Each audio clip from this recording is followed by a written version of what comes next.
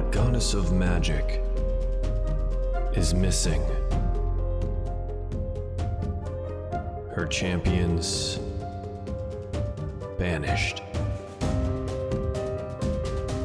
Trapped. Powerless.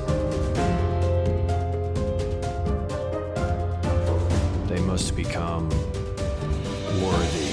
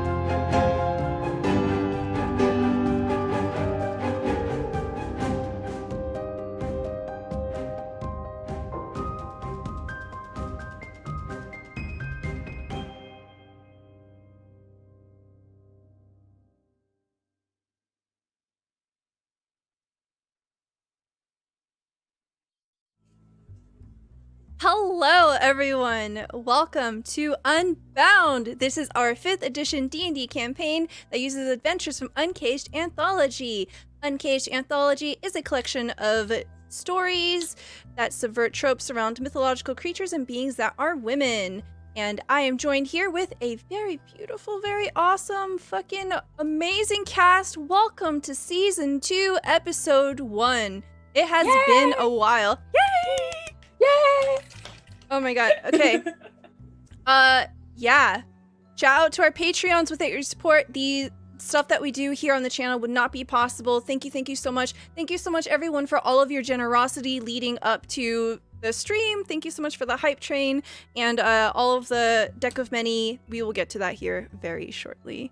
We now have a YouTube. If you have not already, please check it out. The link is there in the chat. You can find all of the episodes of season 1 there on our YouTube. Please like and subscribe. I'm sorry I have to say that, but we are baby. We are brand new, and that is a free way that you can support our thing that we do here. Yeah.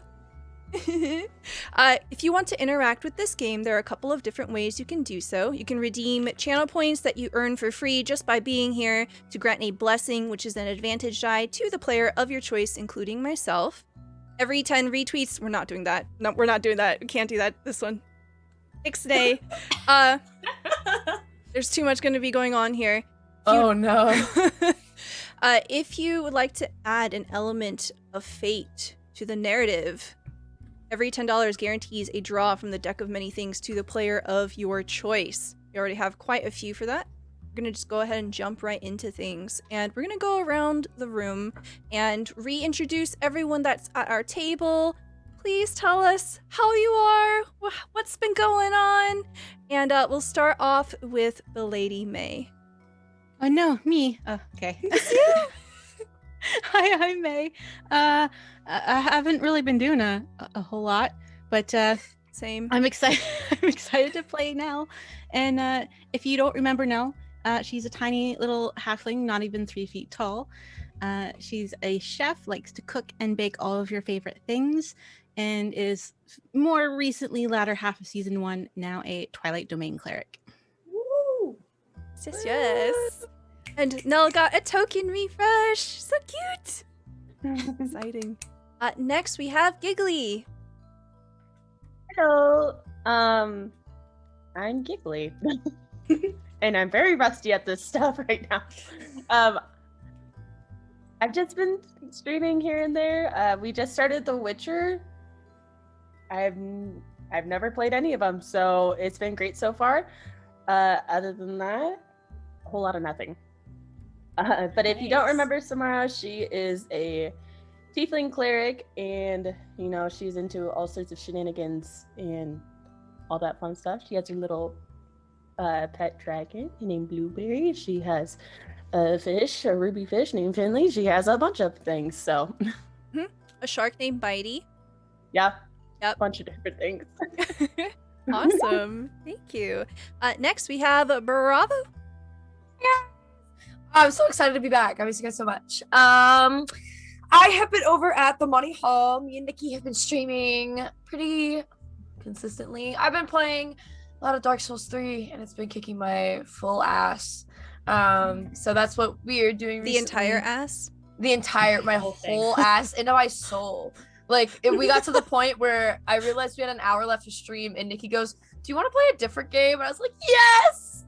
I can't take it. But yeah, we're having fun. We just finished our first year affiliate anniversary. We had a big 12-hour stream. It was so exciting. As you can tell, my voice is still recovering from that. But yeah, been having lots of fun. If you don't remember Avalon is a vengeance paladin of Hecate. She's a Scourge Azamar. She's real tall. And she means business, baby. Ooh. Love it. Thank you so much. Next, we have Dungeon Dame. Hi, that's me.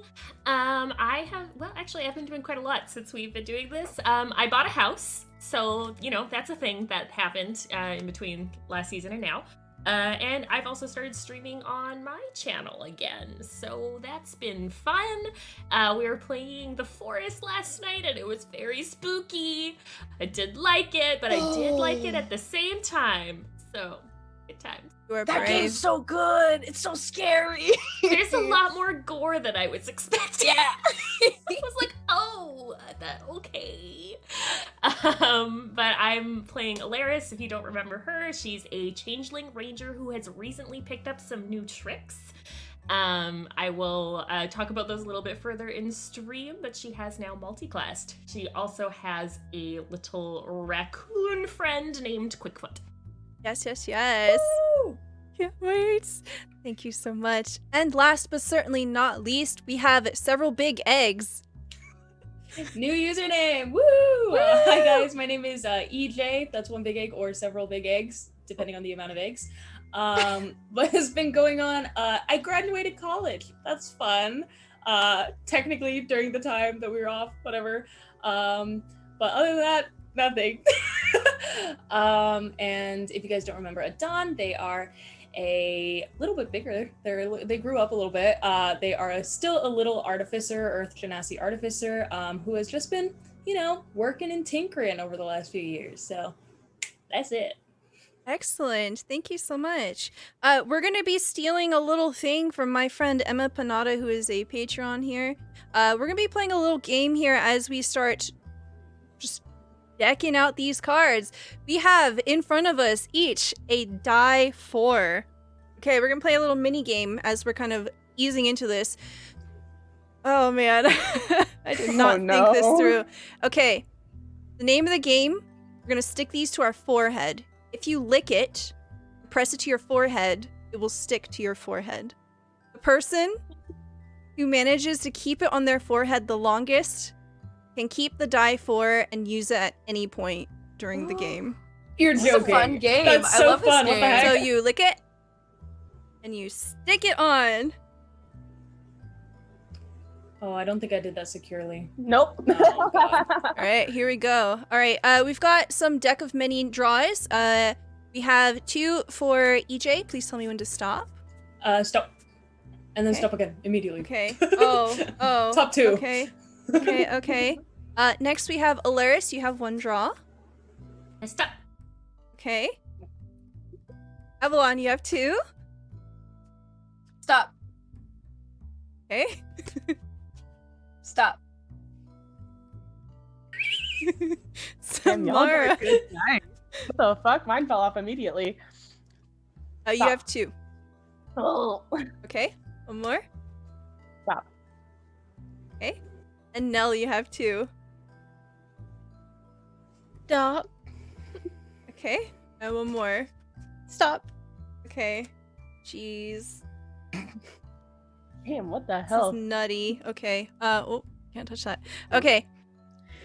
All right. Man, this is gonna change the whole. Oh god.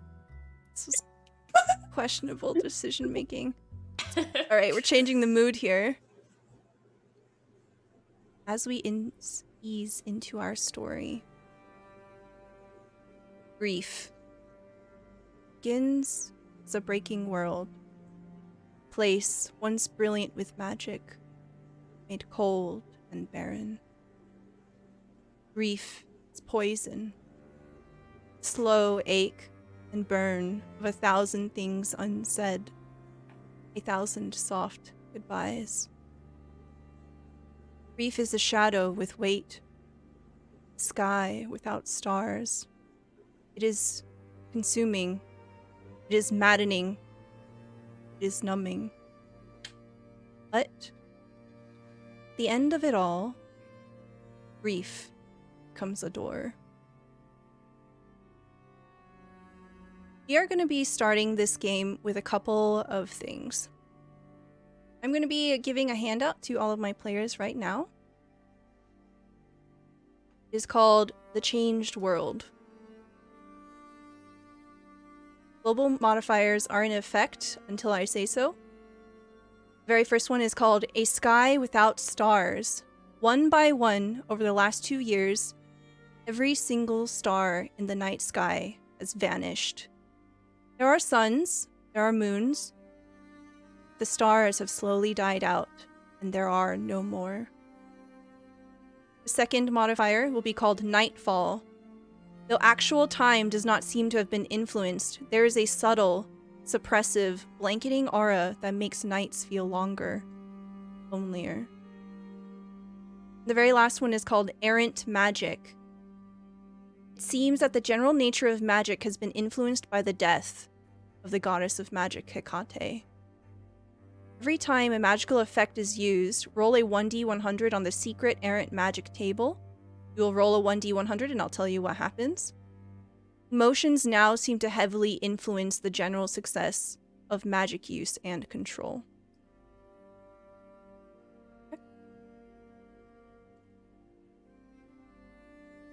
I have a really quick question. Who has Pinecone? I have Pinecone. Okay, you have Pinecone. Wait. I'm Oh. lying to you. I thought you Why meant would in the you? journal. I'm like, if I anything, said, it's wait, me I or have Mel. Pinecone in here. So over the Alaris last... would have pinecone. Okay, I would have Alaris has Pinecone? Pinecone. Okay. Okay, that's gonna make things... Okay. Okay. You know what? We're gonna Don't just... make me laugh. The dice is gonna Oh, fall. I just hit it. It's gone. Okay. It's fine. I'm pretending Oh, I have yeah, there we go. Botox. I'm like pretending I can't move my face is not moving. I'm in it to win it. We've got May and Bravo as our last two contenders here. Oh, speaking of. Ah! Oh! Bravo! You now have a pocket 1d4 that you can use at any time. Oh, good timing. I hope there's not like a triangle of makeup missing on my forehead. So we see the screen fade to black, and we see the word air scribbled across. Grief can swell, can rage like a reckless storm, crackling with unbridled power. We see a field of golden hay, tall grass.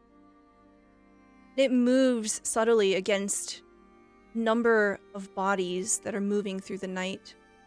It is windy, howling and whistling, sending hair and fabric flying in a frenzy as this pillar of people move through this open field. It's almost as if an invisible entity is moving through the trees, shaking them wildly. It's almost as if you can hear whispers and voices. Avalon, you are at the front of these people. And over the last 2 years, you keep hearing a voice. It sounds like Katla. But every time you look, they're not there. The only thing the voice ever says is Avalon. And then it's gone. Like a breath. But right now, kind of gusts that push against you would be the kind that fill a sail and send a ship far, far away. It's the kind of gale that cuts through your clothes and it makes you shiver straight to the bone. What does Avalon look like as you are leading the Iron Demons? I love love that. Avalon has had quite the outfit change. Her armor is a little more restrictive and a kind of a little more intense looking. And instead of a mask, she's donned a helmet that looks like the head of a hound that has a full kind of like knight's helm with slits to see out of. She also has a big, shaggy, like, not quite soft like wolf's fur, but just kind of like mangy fur thrown over her shoulder that then cascades down into a cloak. Her sword has been a little more outfitted to be more dangerous and more intimidating as well. But it's like blackened steel with a little bit of a purple hue to it, and small inlays of brass that follow certain details of the eyes and the teeth and the ears and the visor and stuff. All right. Over the last 2 years, what happened? What happened as soon as you lost your goddess? The realm of magic, which was once a home to you, just felt so empty, so broken. Where did you go? Avalon set out into the realm of man. I don't think she had any interest being in such a magical place, especially it being so empty.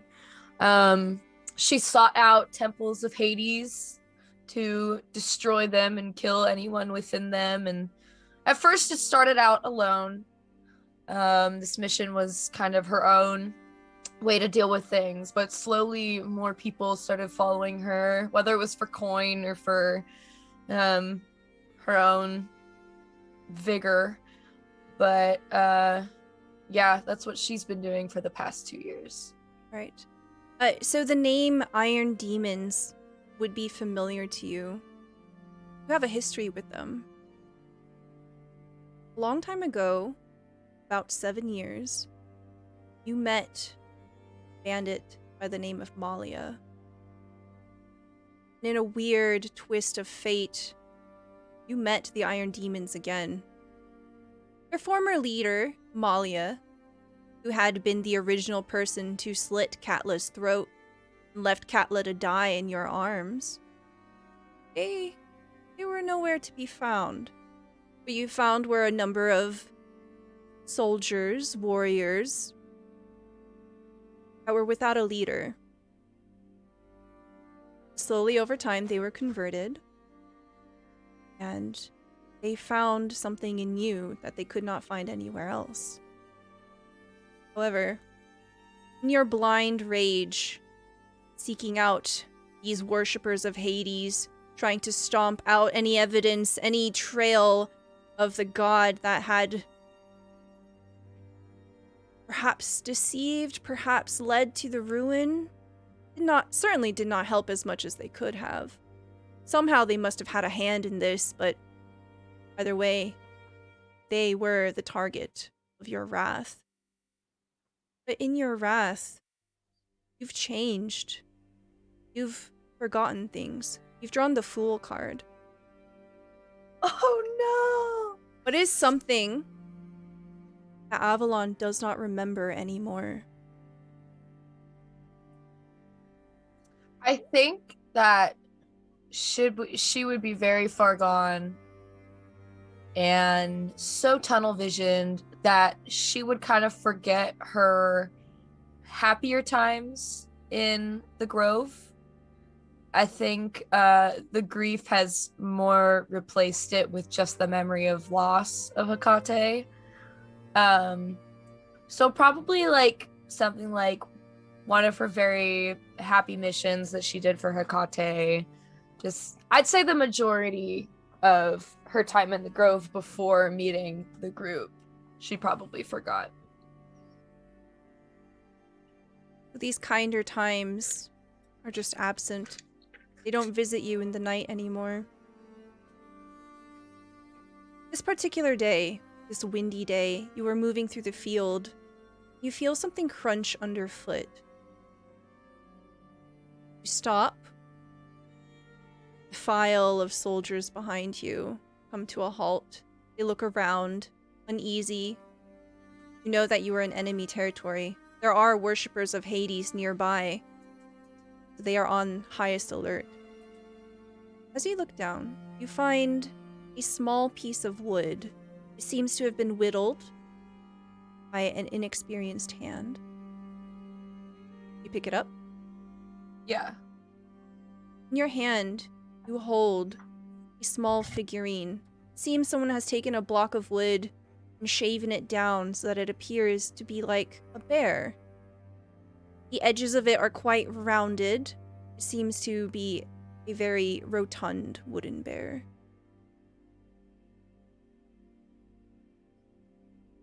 I'll put it in my pocket. Put it in your pocket. Continue on.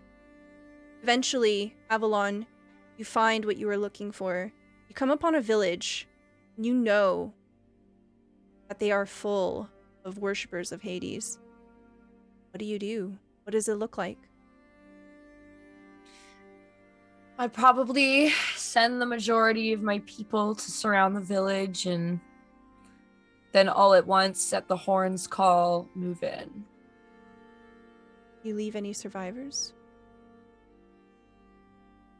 No. You raise the buildings. Yes.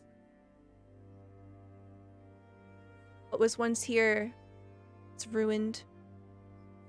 Avalon, you are in the heart of this. Your rage, you stab your blade through the heart of the leader. And in their dying breath, they look up to you, see the life leave their eyes. And you realize you are in the middle of the very roaring fire that you set. It forms around you like a ring. You find it is oppressive. You look for an escape. It looks like there is none. What do you do? Can I use a spell? Yeah, absolutely. I have Misty Step. So Okay. I think I just Misty Step backwards out of the building. Okay. Tell me what this spell looks like. Instead of it being misty, it's more like kind of like ashy smoke. And it kind of like instead of it being like a poof, it's more of like a falling like ash fall. Like phew, and then the same thing in out the building. Okay. 4 iron demons join you on the outskirts of what was once a village. Your second in command comes up to you, clutching a small doll in their hand. Avalon, I am not quite sure if our intelligence was right. I think that perhaps there were others hiding among these people. I am not confident that they were all servants of Hades, after all.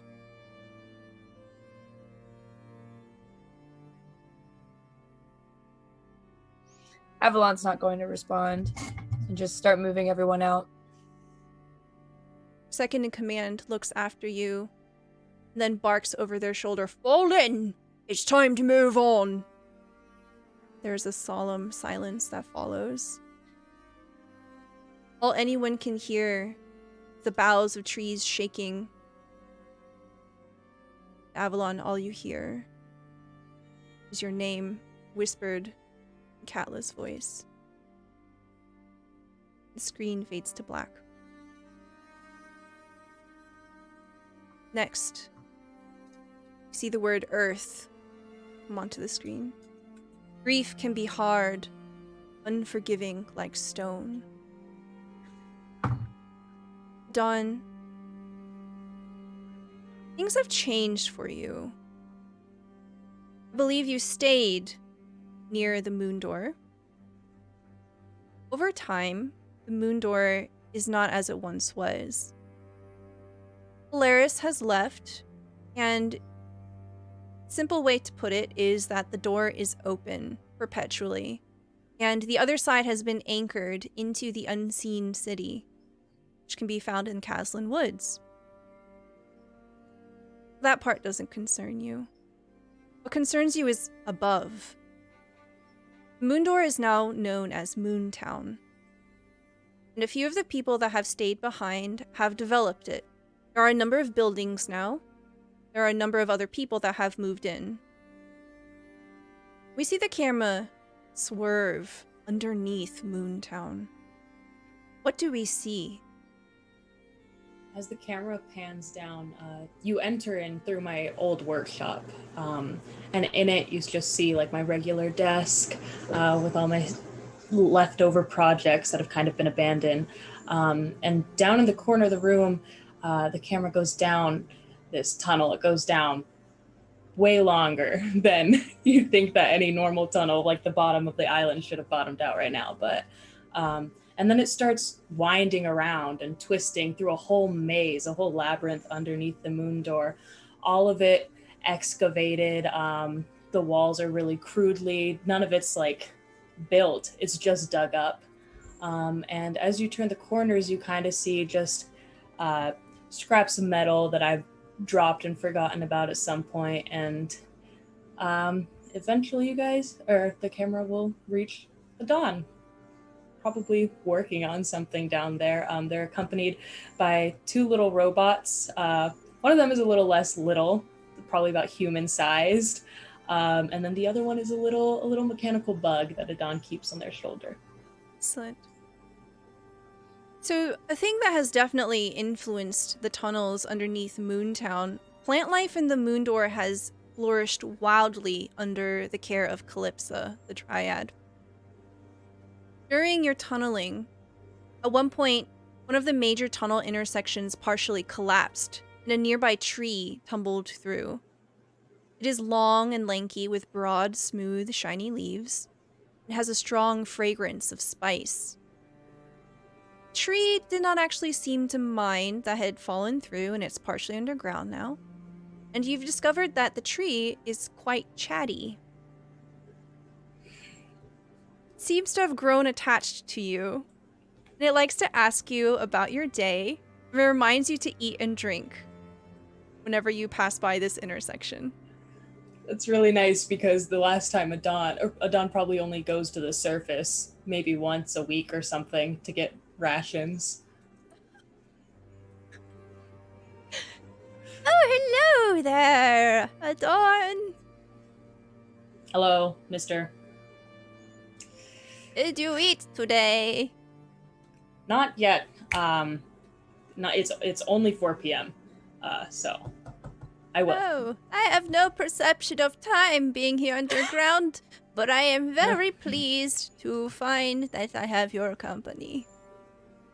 Okay. And you sure you don't want to go back up? I could easily get that sorted out for you. Oh no, I am not like any of the other awakened trees. Did you know that they are not very polite? And they have a reputation of misbehaving, and they love to torment the people on the surface for no reason at all.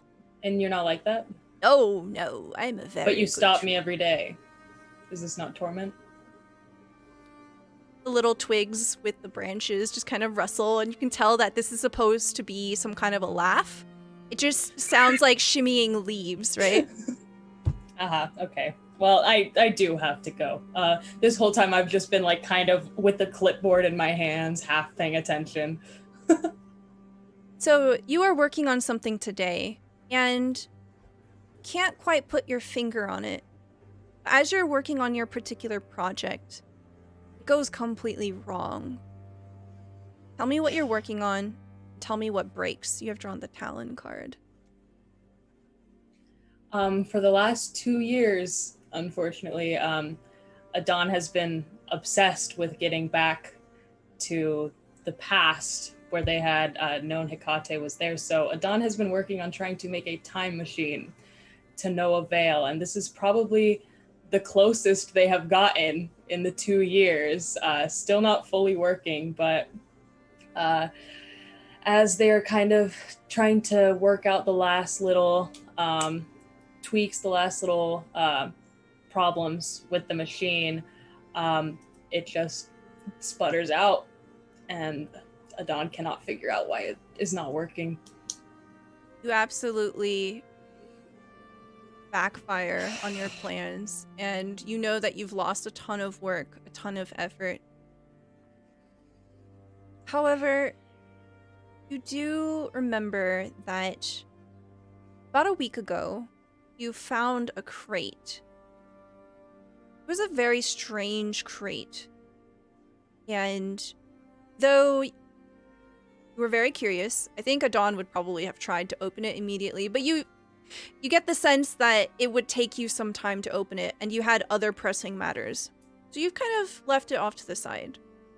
Now, at a dead end, you're staring at it.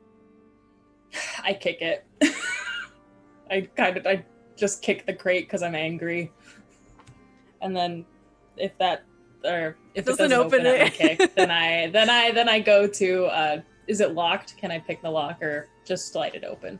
Yeah, so you find that it is locked, and you realize that it is reinforced. It's wood on the outside, but it's paneling. There's actually a whole nother container underneath the paneling of this crate. Adon starts to smile. Yeah, I will try to pick the lock. Do I know where I got this? Like, who was this addressed to someone or? So you actually found this in the tunnel. Oh, okay. You unearthed a section of tunnels. In the moon door, there was a crate just mysteriously in there. Cool. Sure, I will try to pick the lock. Is that a dex check? Yeah, sleight of hand or dex, whatever you prefer. Okay. Thieves' tools I double proficiency, so I'll do that. Okay. So 18. 18, excellent. Okay. With an 18, you absolutely managed to figure out how to open it. You find that it is a puzzle box. Do you read Dwarven? Yeah. Okay. You're able to discern that this is of Dwarven make. As it clicks open, pull the lid aside, and you discover there's a book. And it says on the cover... Oh, I almost started chatting in the Roll20 chat as Quickfoot. It is called The Anargum, the Book of Roads. It's an impressive book. It is extremely large and heavy. You think that it would probably take several people to pick it up and move it. Probably had to engineer some way to get to where it is now. Pages are as large as a person's chest, and they are smooth. You open it? Yeah, I open the book. I call over, or the little spider mechanical guy comes down on my shoulder, and I kind of motion to him to read it. Okay. Yeah. Totally forgot. Okay, so at the end of season 1, Adon's sight got corrupted, and Adon can't actually see in the material plane anymore. My little spider mechanical guy can, and we talk. Okay, He's my little this is a perfect opportunity helper. for you to describe what Adon looks like right now. Oh yeah! Sorry, I forgot. I forgot too. Adon has grown up a little bit. When you guys knew her or knew them first season, they were kind of looked probably around like 17, 18 years old, like short, little, skinny nerd. You know, they kind of grew up to be a little bit lanky. They kind of ditched like just the goggles when they first started like inventing. And now they have like a full-blown like helmet, like sort of like a mech suit kind of vibe. You guys actually see that they have invented a sort of like rifle that they keep strapped to their back in case. And yeah, that is how Adon looks now. Yes. So your little mechanical's companion is able His name is Mr. Mr. Okay. Mr. That's also the name that you said to the tree. Yeah, the tree is Mr. 2. Ah. And then the person behind me is Mr. 3. Gotcha. Yes, absolutely. It's easier that way. Yeah, one of the nymphs, for some reason, just really likes hanging out in the tunnels with you. Mr. 4. That's not my name.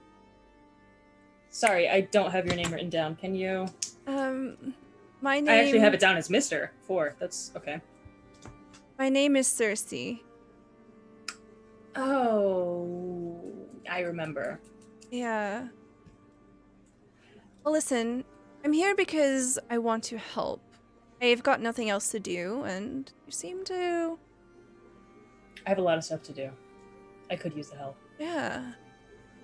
Do you read this? And I'll motion to the book. No. Okay. So as you're motioning to the book... God, I have too many notes. Oh god, okay.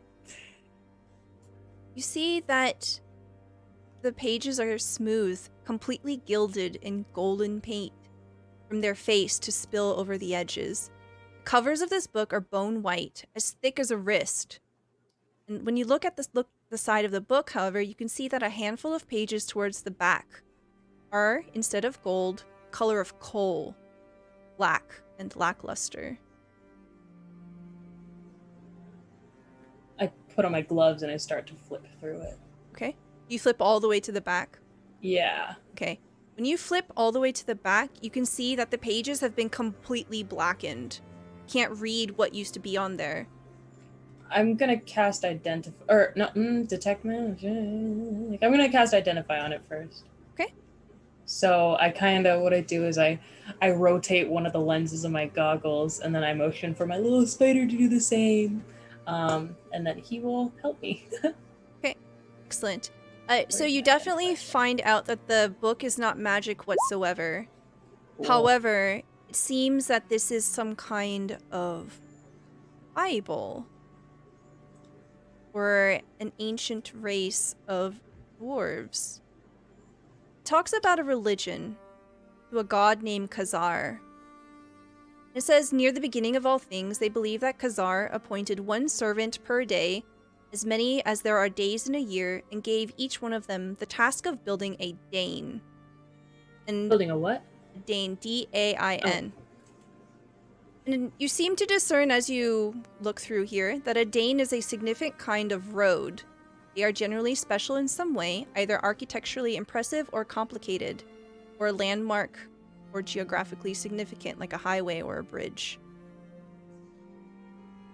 So you piece together this information, you realize deeper into the earth, there must be a whole nother world.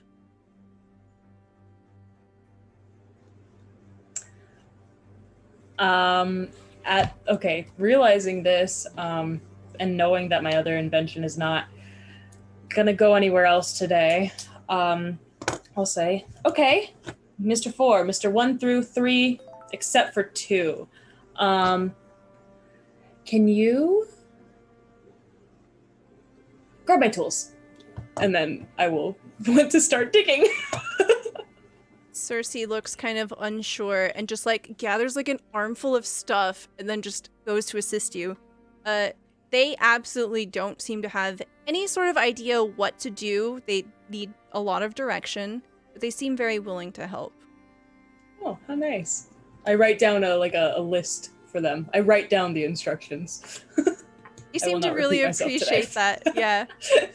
Excellent. Okay, and as Adon begins this new project, the screen fades to black. Grief can burn a person, changing them forever. Grief can shift a perspective. It can realign the heart. See the word fire scroll onto the screen. There's a small montage of Alaris essentially breaking the lock on the moon door, cracking it open and anchoring it to the material plane. The door is placed inside the unseen city hidden within Caslin Woods. Alaris leaves, and in the 2 years that follow, Alaris does not come back. Where do you go? I think first Alaris would have gone drinking a lot. And during one of her drunken escapades, she would have realized or come to the conclusion that this whole situation could have been stopped had she been stronger.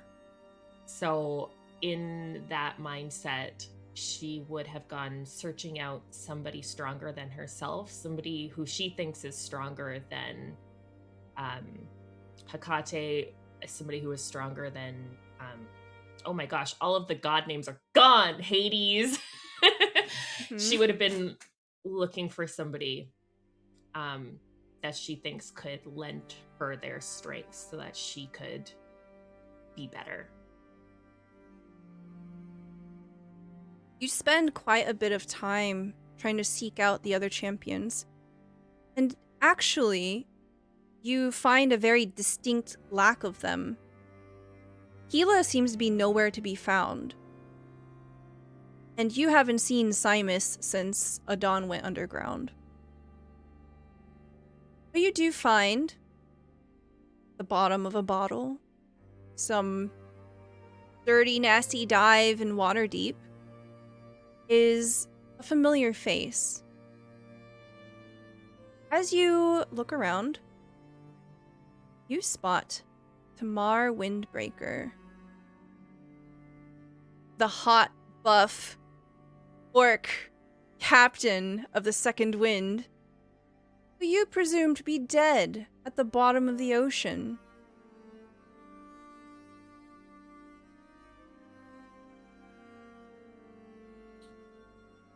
I think Alaris, with her, she probably had a bottle, but like at this dive bar, she didn't have a glass. She was just drinking straight from the bottle. Saunters over to her, not smoothly, a little bit wobbly, and she sits down across from her. Doesn't care if there's somebody else there. She just scoots them over, sits right in front of her, and shoves her the bottle. You see that Tamar has her feet up on the table. She's reclining. She seems to be in a conversation with another pirate. And the conversation abruptly stops. She looks at you. She squints. Do I recognize you? And she takes the bottle. I thought you were dead. Ah. I remember you. You were with that group of... Oh, God. The tall one? Mm. The very little one? Oh, Right. You went out into the maelstrom. That's the one. She takes a long draw. What brings you here? The end of the world. The end of my world.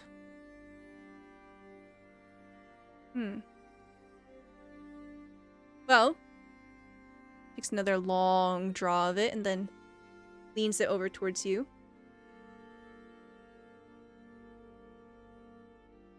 If you are looking for an adventure, I am going to do something that has been unheard of in these parts.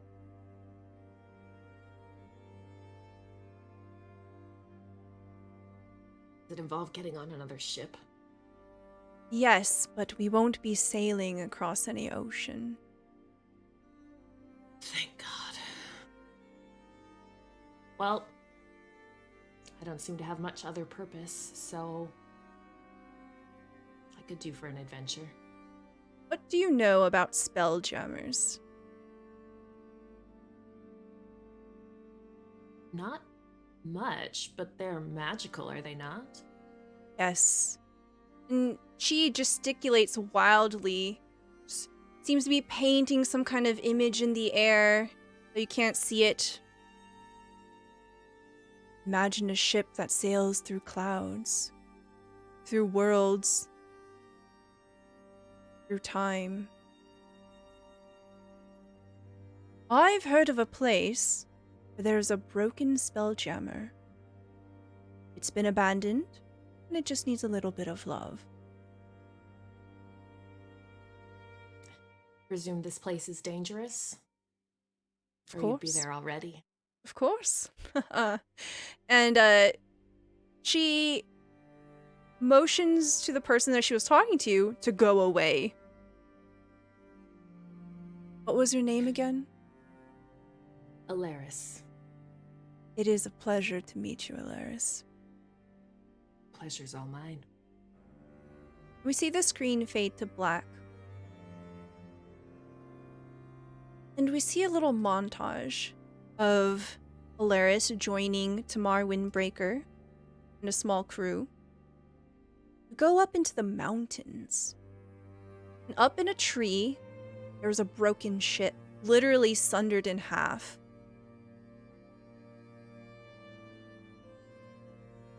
How would you help bring the ship down to ground?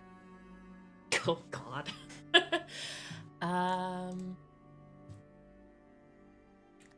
I don't know that at this point Alaris has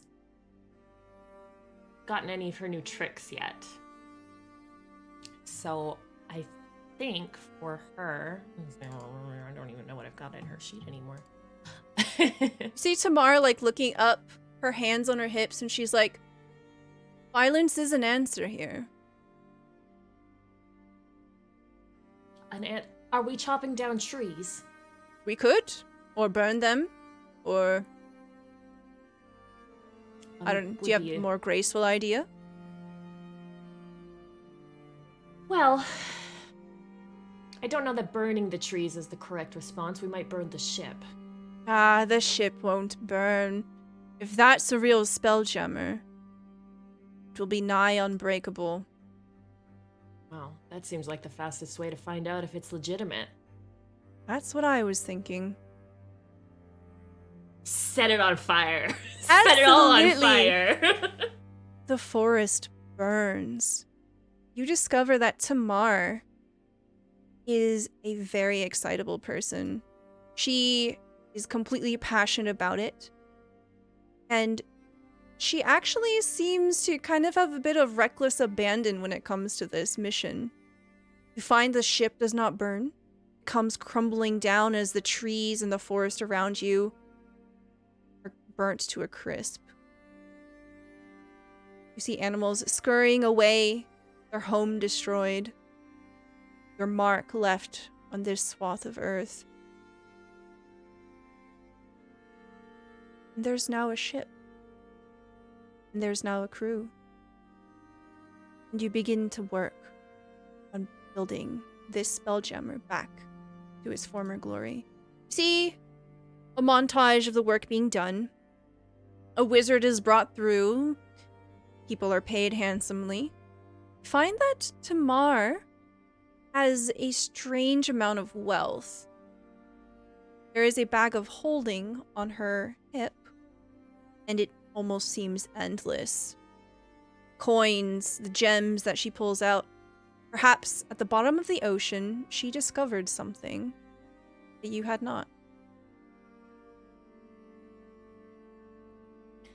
I don't think Alaris would question her on her wealth. She is a pirate, after all. She would assume it's plundered from somebody. Excellent. Maybe deserved it, probably didn't, but who cares? Your discretion seems to earn her favor. After several months of being in her crew, getting the spelljammer up and running, she actually slips you a golden coin. She says, "This is from an ancient time, and it belongs to a people that are now long dead." You drew the gem card. This coin is worth 3,000 gold pieces. Excuse me. I just wanted to show a little token of my appreciation. Well, it is much appreciated. Where? You know what? Another adventure, another time. Exactly. Eventually, the spelljammer is up and running, and you find that this spelljammer does in fact run. It begins to hover off the ground, and it takes flight. It begins to rise up into the clouds. Describe to me what this spelljammer looks like. Make it look like any which way you want.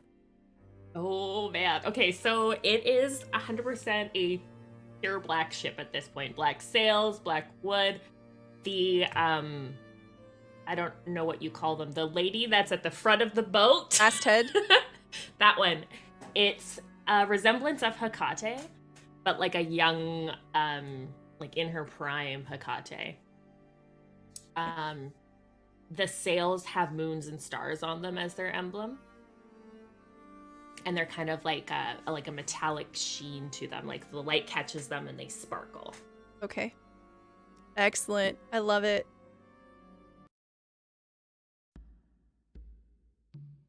The two of you essentially become partners of running this crew.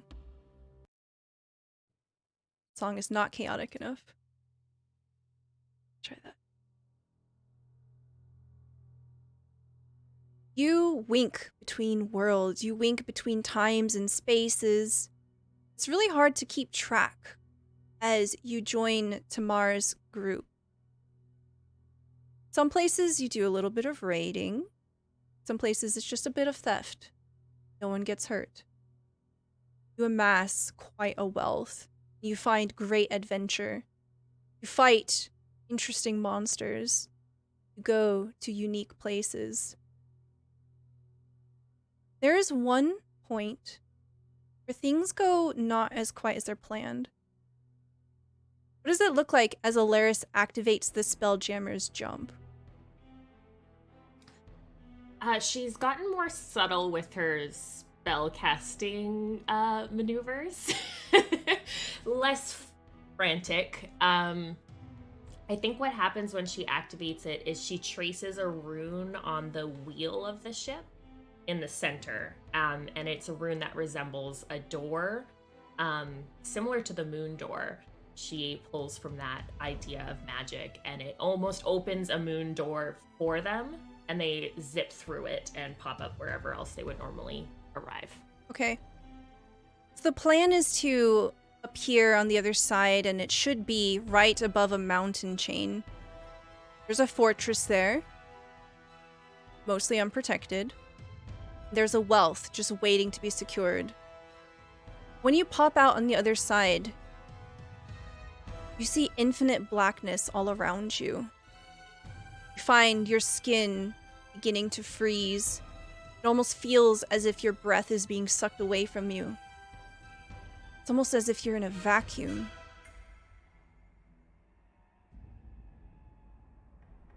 Tamar, this doesn't seem right. We need to leave.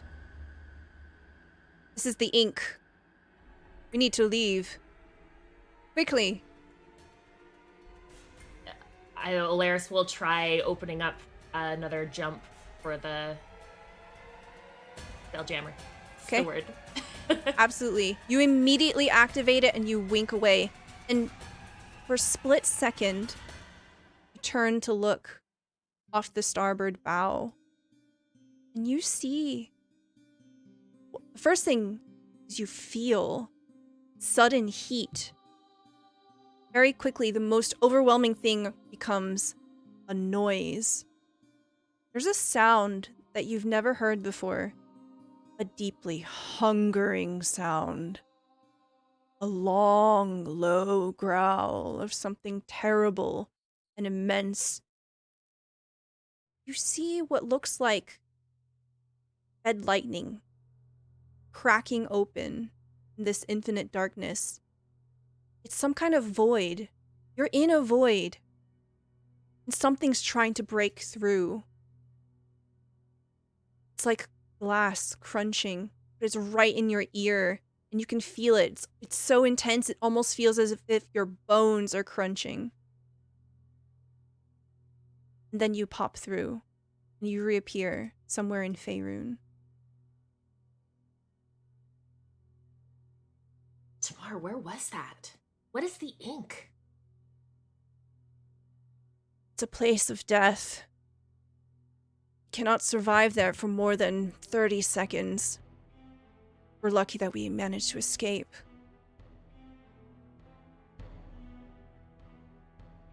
What's in there? Don't know. It looks as if nothing, but we were certainly not alone. It almost looked like a star, didn't it?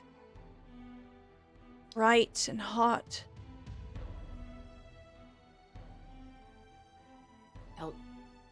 strong, overbearingly strong. Oh, we'll have to be more careful. I'm not blaming you. I know the magic is difficult to control. We absolutely cannot go back there again.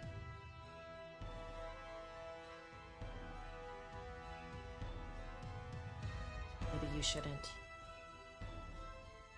But there's something there that feels almost familiar. Oh. As long as I'm a part of this ship, we're not going back there. And that's final.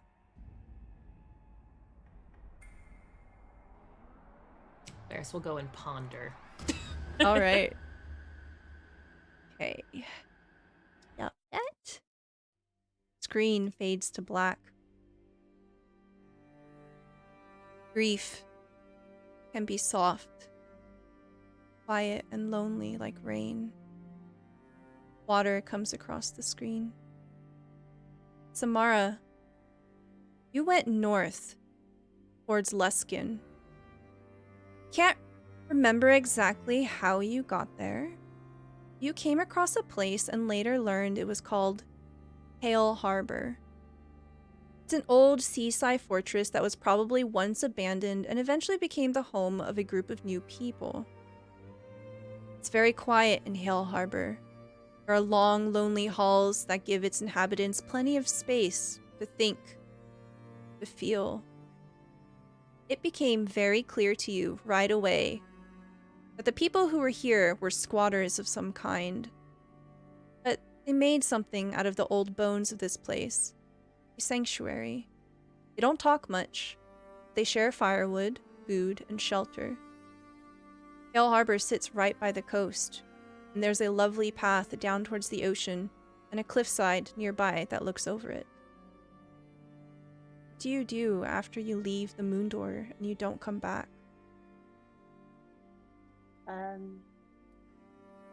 Mara just kind of takes some time to herself, and eventually takes any job she can to get on the ocean.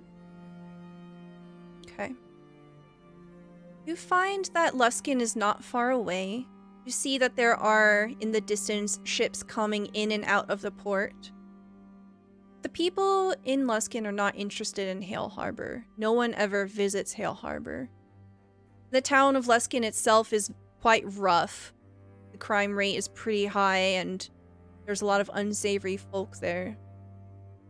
So you do have the option of some quiet and space in Hale Harbor. But all of the work is in Luskin.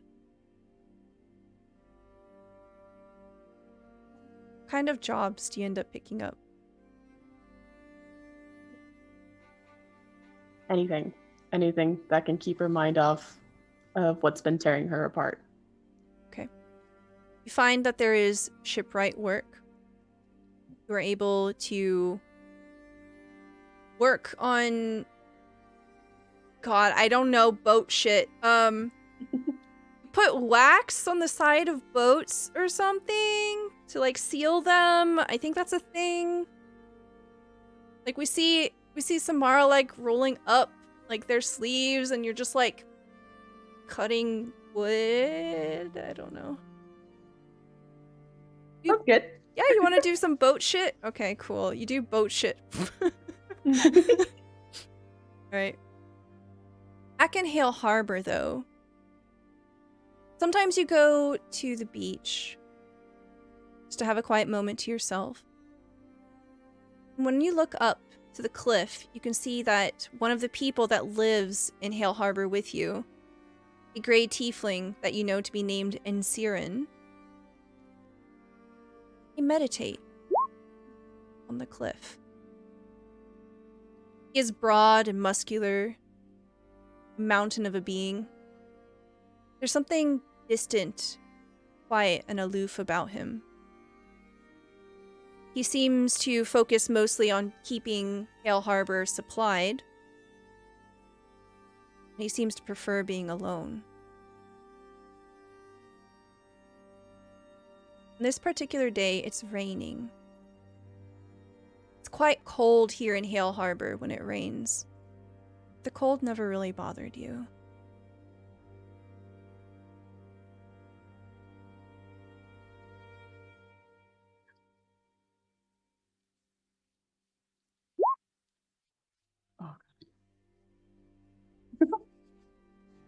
Samara's just gonna sit on the edge of the cliff and she's gonna scry on everybody and Okay. send them messages. So as you send messages, Samara is trying to reach out to each one of the players here at the table, trying to check up on you.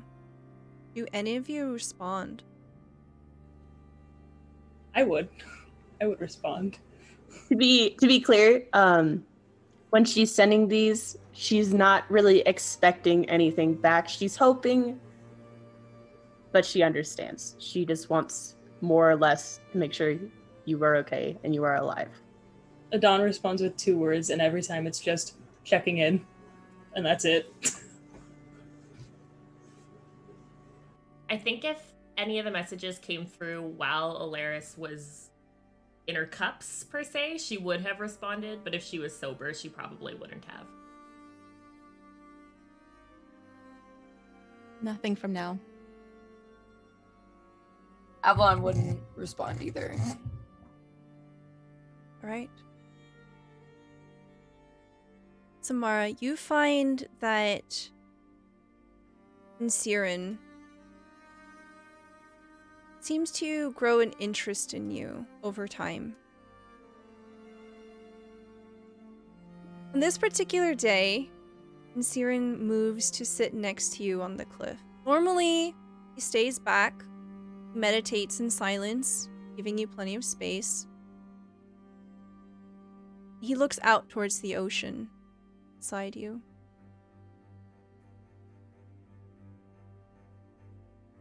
You know, I don't particularly try to invade on other people's spaces. Try to give them room to think. Are you running for something?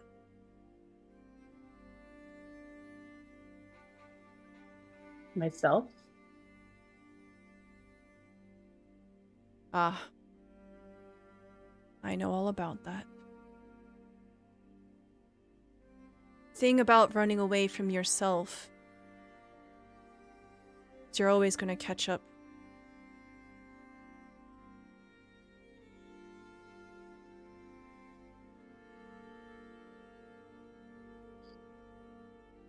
What's at the bottom of the cliff?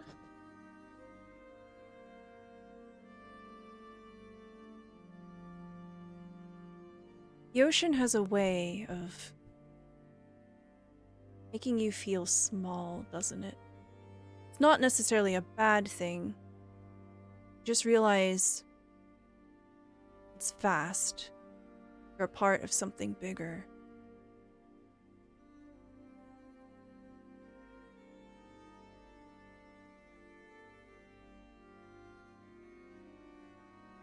Samara, there's something I need to tell you. I know that we haven't spoken much. Okay, calm down, everybody.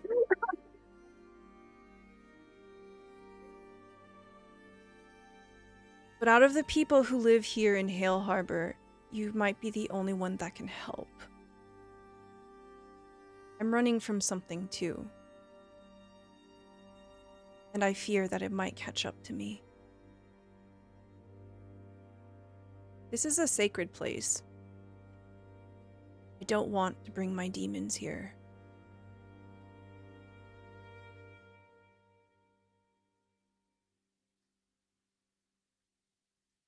What is it? I am from an order called the Ancient Keepers of Absolute Truth. I'm an Archon, a Guardian. I was taught that truth, in its most absolute, purest, and cosmic sense, takes the form of 11,000 names.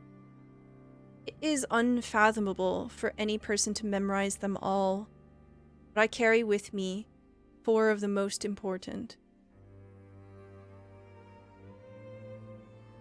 There's Berosu, the truth of before, Zenidia, the truth of soul, Aegon, the truth of now, and Nabunai, the truth of nothing. These are powerful names, Samara. I need to make sure that I'm not the only one that knows them.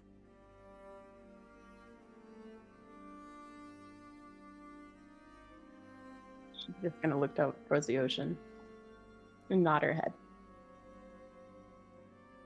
He doesn't say anything else. He sits there quietly for a little longer, and eventually you hear a single bell, which is used to signify that if you wish to eat, there is food ready in the main hall. Without a word, he gets up and he leaves. Later on, you realize there is a package left at the door of Hale Harbor where you reside, or at least occasionally occupy this space. It's meant for you. It is a simple parcel wrapped in plain cloth and bound by a single rope.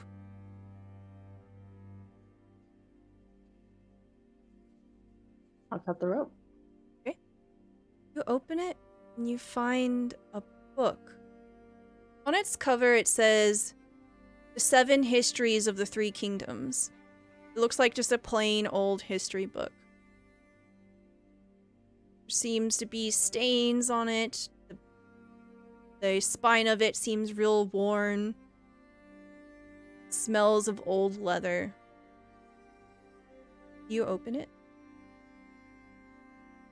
When you open it, you realize that the book is completely different within.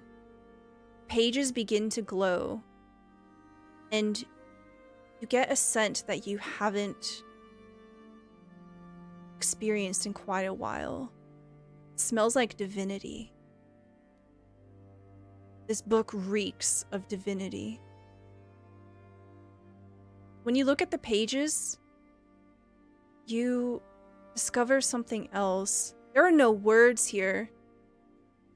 There are feelings. It washes over you in tides. It almost feels as if the ocean swallows you whole. You get a piercing migraine, and it doesn't seem to be able to go away.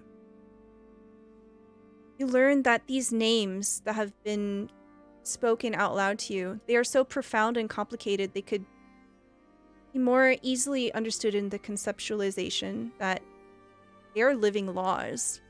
You are invoking cosmic entities when you say those names.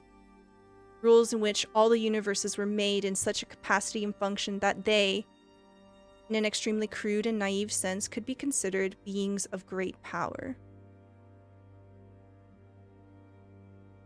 If you were to try to call them something in a mortal tongue, closest thing would be a weird. W-Y-R-D. This is familiar to you. You know a weird.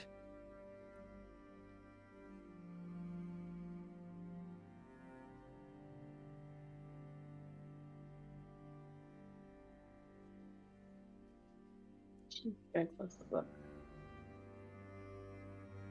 Close the Thane Vesir, the holy book of truth.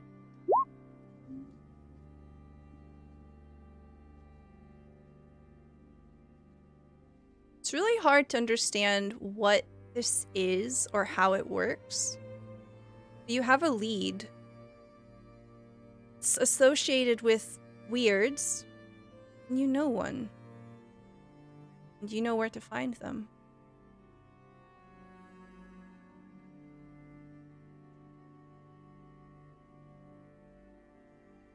Off I go. You want to head back to Moontown? Yeah. Okay. Screen fades to black. Grief, however, is worst at night. Nell, these past 2 years have not been 2 years for you. The last session of our previous season turned into starlight, and you left with Hecate. But you did not come back down. What were the last 2 years like for you?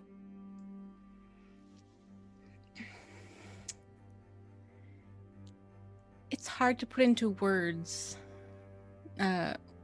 Nell's experience, more dreamlike, more just feelings and memories that aren't really her own.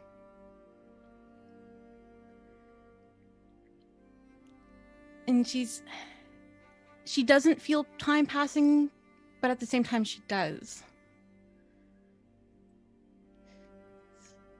Like lucid dreaming in a way. You have multiple visions. You have visions of heather fields, a vision of a foggy forest, where a young halfling found a flower, and a bear, and a young man. You have visions of nothing in starlight. You swim through the memories of Hecate, memories of Nyx, and it's hard to tell what actually happened. It's hard to feel, it's hard to see. And it is absolutely a tumultuous experience. When you finally get spat out into the material world, it is violent and it is sudden. Where do you reappear? What do you look like?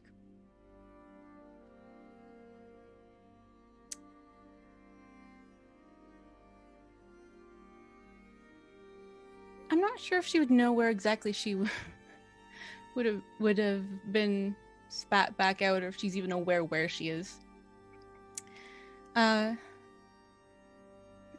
She looks somewhat the same as near the end of the season. Her hair is almost a jet black with a purple sheen to it. The flowers that were before are gone, but there's like little flecks of faded stars kind of like twinkle. They're not really there anymore, but it's like a remnant of them. She's got like beaded purple and gray flowers with a few leaves here and there. Her eyes are of twilight violet color. It's very pale. She's not seen the sun in quite some time. She doesn't know how long she's last seen the sun. So, the entire world was without stars when you were gone. One by one, they winked out of existence. So you don't really have this sort of reference, this understanding of the significance. As you make land, and you look up into the sky, squinting, something appears. And everyone but Adon, because Adon is underground, you see, all of a sudden, a red star.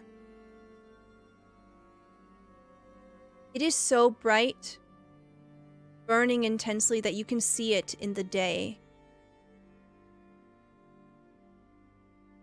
And all at once, you all look up at the exact same time, wherever you are in the world, and you see this red star. There is now a new global modifier. Nope. Freeze on me! Ugh. Okay. It's called the Red Star. A celestial body has recently appeared. It is a single, brilliant, distant star of noticeably red light. It seems to burn so brightly that it can even be seen in the day. Somehow, when you're staring at it, you can't help but feel there's something oppressive and unwelcoming about it. Polaris, this is what you saw in the ink. It seems very, very far away. Being up close and personal, you can tell that whatever it was growing.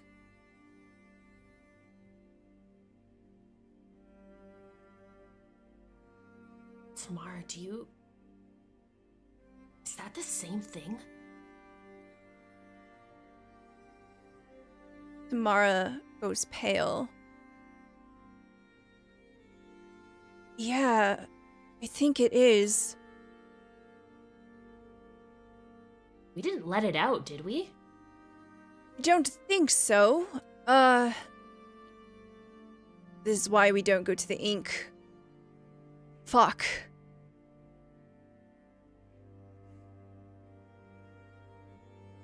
Fuck.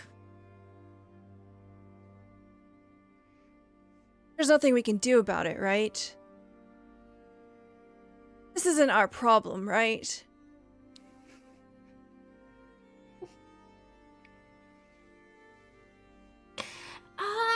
Probably not.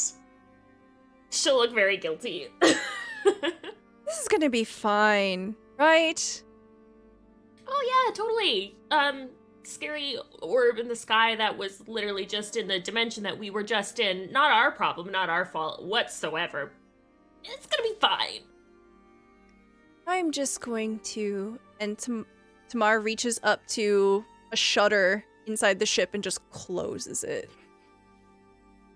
Laris is still staring out at the shutter, just like, fuck. Fuck. I'm just going to take a big swig of alcohol. Tamar joins you. At dawn, all of a sudden, you hear a struggle at the entrance of your workshop. Dawn! Dawn! Dawn! Yes, yeah. Fiona? Hello. You see Fiona like trying to push into the tunnel, and she just doesn't quite. Outside. Are you? Oh, all right. Yes, that would be Yeah, much and I'll- preferred. Trying to help her maneuver out of the tunnel. Just apply your feet right at the right there. Fully kicking off. Just pops right out, and you both tumble out back into Moontown. And you see Moontown for the first time in a week. See that it is completely overgrown with plants. There are buildings built on top of buildings here. There are quite a few people walking around. And Fiona is wearing smart robes and a little hat. She's dressed like a wizard. And she has a backpack on. Sorry. I love that. Fiona also had a class what's up? change during the break. She's a wizard now. I like your hat, Fiona. What was Thank it? you. Did you need something? Oh, I had a vision. With your eyes or with your brain? My eyes were closed, so I think it was with my With your brain. Yes. What was your vision? I saw Nell.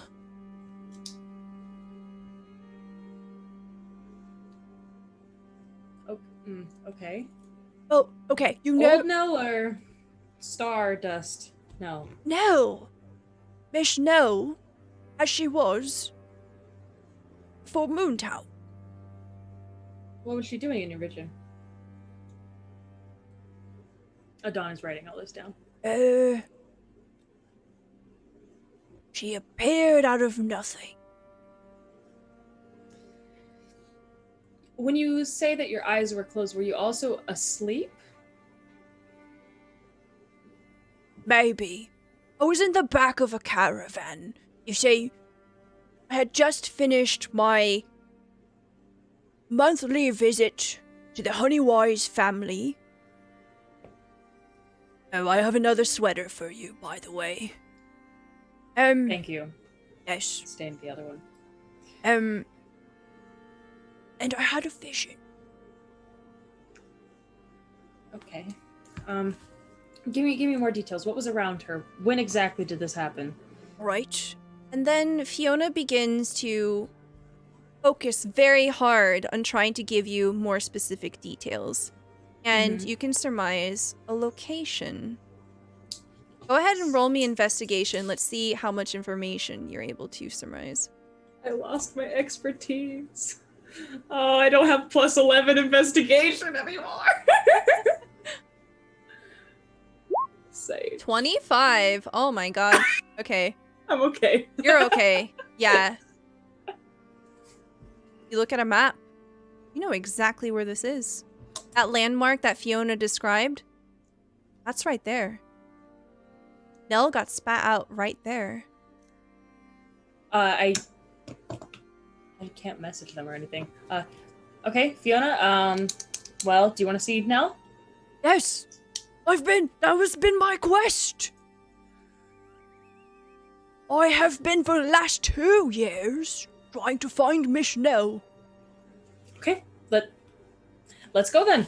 You have your cart ready out there? Yes. And I will immediately just shout down to my misters and say, I will be back in a bit. And then I bring my spider with me, and that's it. Okay. And Fiona and I head out. Fantastic. To there. Okay. So it's going to take some time for you to get to there. Mm-hmm. And in that time, I think, Samara, if you continue doing your checking ins, your scryings, there's a moment where you have this connection with Samara. Me? Yes. This time, instead of just saying, checking in, I'll say, possible location of Nell, heading there now, meet at these coordinates. And then that's what I send her. Mara's just gonna smile to herself because it's very on point. And she goes. All right. Do you send any messages to Alaris and Avalon? Yeah. At some point, Alaris, you get a message. What does it say?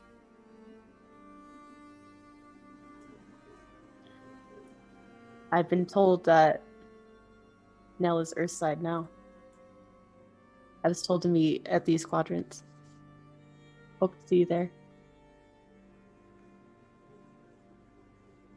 I think Alaris is drunk at this point because of the burning red ball of the sky. Yeah. And she goes, burning red ball of the sky. Yeah. Samara, I think you have definitely spent time on the beach at night, and you know there are no stars anymore. There haven't been any stars in the last 2 years. You know exactly what Alaris is talking about, because there's a red star in a sky that has no stars.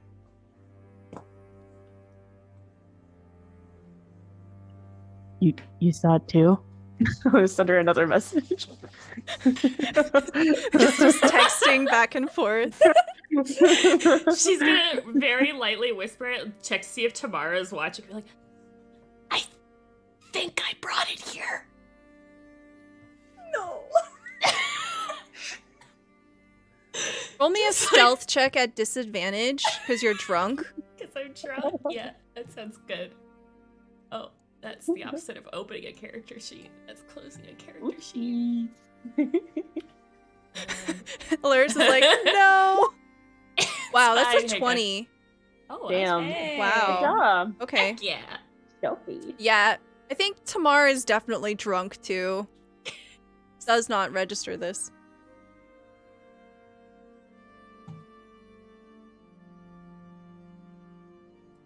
Is that all you say? That's all she says.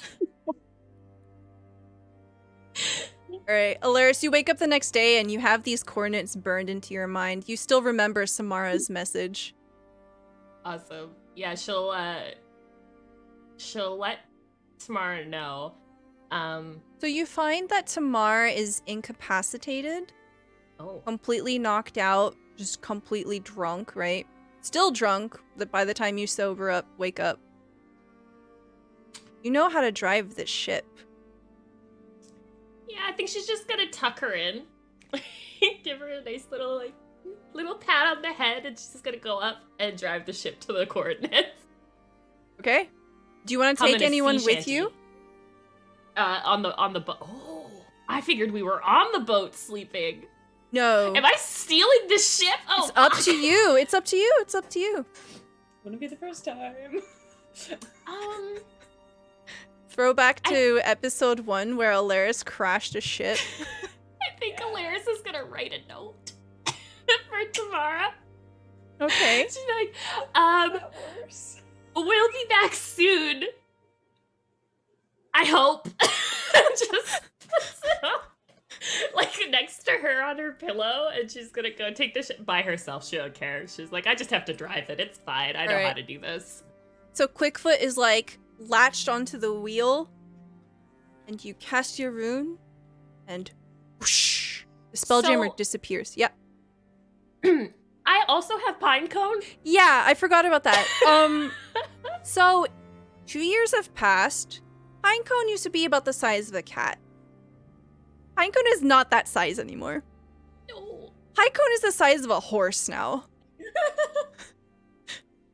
Just to remind everyone, Pinecone is an ankylosaurus. Just a fucking dinosaur. Just a casual dinosaur. On this magic ship. Yep. Yep. I think Pinecone is maybe just like laying down. I think Pinecone doesn't leave the ship. No. No. That would be a lot of work. Yeah. Yeah. Thanks, chat. We have to steal the boat now. Yep. Okay. Winks out of existence. Samara, what do you send to Avalon?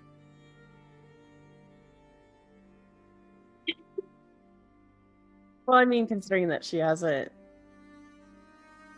replied to me in the past, I don't expect her to. And I kind of just give it like a report. But I feel like she wouldn't listen if I put anything else into it. Don't act like you would. Yeah. Avalon is null and void of emotion right now, besides rage. Well, what do you say? What do you say? I'll tell her, Nell's come down. Here are the coordinates. That's it. And then after I'm done casting that spell, I'm just gonna be like, you better fucking be there, bitch.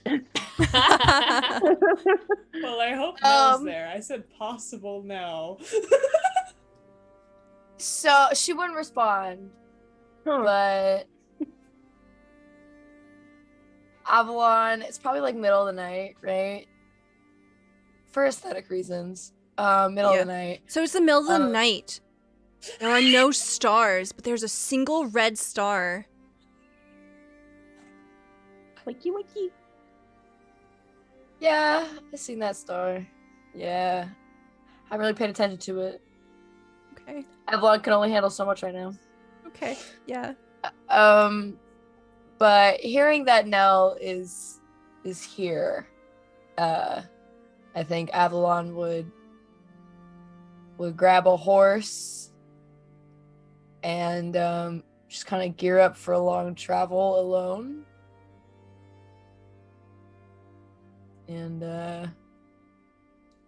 as you're preparing, your second in command comes up to you. I could tell that you were trying to be subtle about your excursion. Nothing goes past me, Avalon. I know you too well.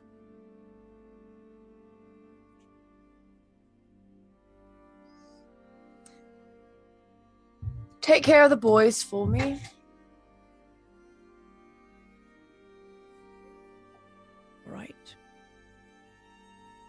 going to Waterdeep. I'll probably see you there, should things fall aside. All right, we will wait your orders. Don't misbehave. Hiya!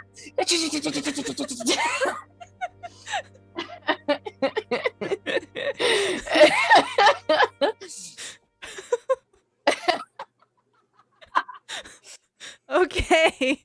Very horse girl. EJ, one of these days, I swear to God, one of What these does days. your horse look like?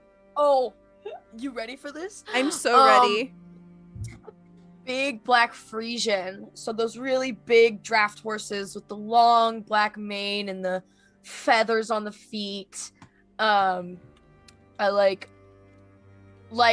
the horse looks normal size compared to Avalon. So big horse for big lady. But, Naturally.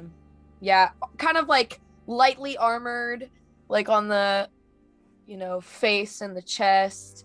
But yeah. What's your horse's Means name? business. Oh Jesus. Fuck. God. Maxine. Not Maxine. She was the original. It can't be Maxine. There's only one of her. Oh God. You know what? I have no fucking clue. This. I want it to be good. Onyx. That's a good one. Oh my God, that was like divine intervention. Something just overtook me and said that name. That's how you reached out. Okay. Yeah. You charge off. And the scene fades to black. And what we see, all at once, Nell, as you slowly begin to gather your senses, you look up, you see a red star. It is daytime. I've never seen something like that before. And as you're pondering over it, all of a sudden a ship appears. And it is completely blocking out the sun. You are washed in shadow. It is an all-black ship with sails of moons and stars. Appears.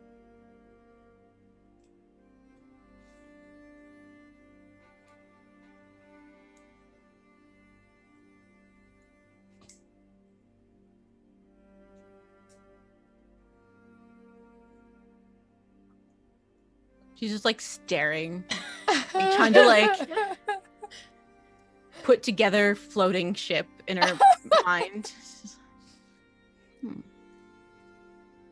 Polaris. As you scramble to the edge of the ship and you peer over down into the forest, you can see that the terrain has been destroyed. As the camera zooms out around Nell, it looks as if a gigantic claw has raked the earth and completely scorched it black.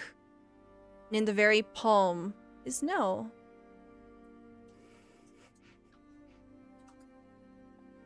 Oh, that must have been quite the entrance. Sad I missed it. Nell! You hear Alaris's voice.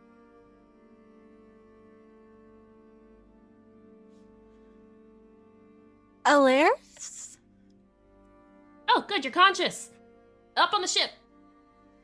She like pinches her arm. Huh. I am. Galaris will, I'm sure they have rope ladders of some kind, right? Yeah. She'll, beat down a rope ladder. It's a really long rope ladder. Nell's very short. You still know how to work your limbs, right? It's a genuine question. She's been Stardust for 2 years. Yeah, yes. No? Go ahead and roll me a Yes. Constitution saving throw. A 21. A little wobbly at first,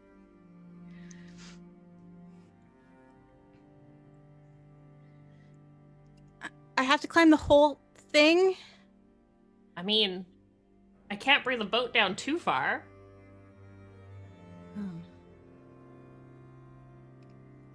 It's gonna take a real long time for no. Yeah.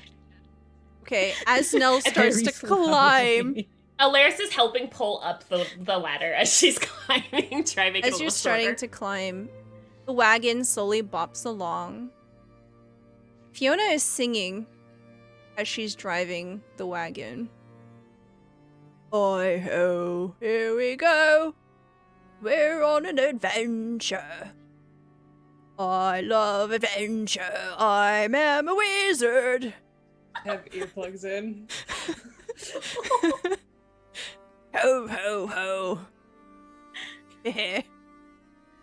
That one I wrote. And I think like Fiona is talking to you at dawn, kind of like as she's in her singing and all of that.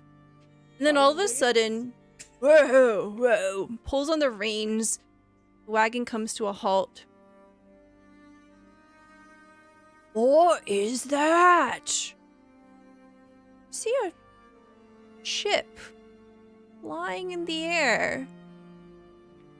There's a rope and there's a tiny person dangling. I ready my weapon and approach. Now?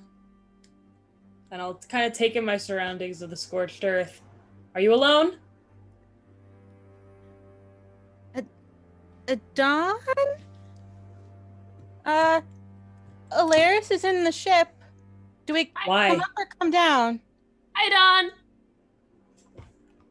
Hi, is this yours? It doesn't matter. Fiona's here. Oh, Fiona! No! Oh! It's no! She starts crying. She like jumps off the wagon and she runs to where the rope is. And like the rope is like 100 feet off the ground because Alaris has been like pulling and stuff. You just see Fiona like standing there like ready to catch you. And she's just sobbing. Oh, you're okay. Why are you crying? Oh, I like your hat. Just like snot. Just, oh, thank you.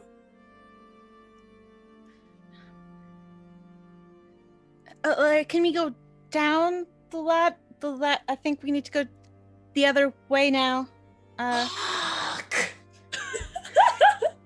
Now, like slowly, like starts moving down.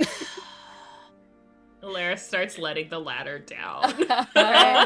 So as that happens, the camera shifts to the end of the road, some distance away. Samara, you approach an intersection. At the same time, a black horse rides up. Avalon and Samara, you are alone here, face to face, after 2 years of not seeing each other.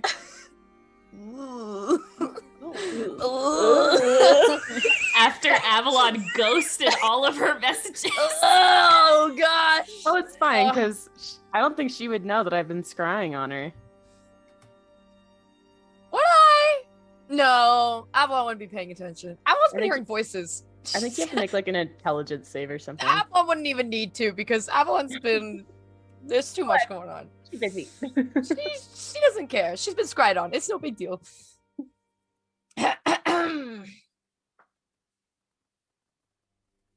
You look different. So do you. So you can't look at me? No, what? I have a fucking helmet on. I'm assuming your like helmet's like Avalon this literally other way.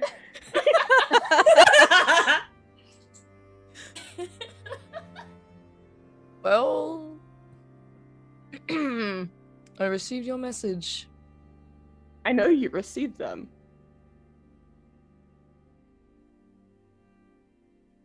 I've also been seeing what you've been doing. Well, anyways, do you need a ride? Sure. And then I'll do monk shit and I'll hop on to the big black horse. Awesome.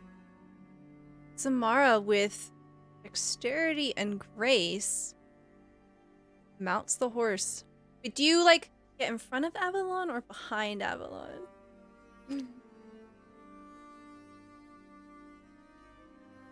I'll get in front, not to hurt Avalon's ego after so long of not seeing her. I am the big spoon. Alright, be careful, she's got a kick. All right. And as Avalon and Samara come up to the ship, I think this is a perfect time for us to take a quick break. Thank you so much for being here, everyone. We're going to be back in 5 minutes. Grab a drink, do a stretch, and we'll be right back.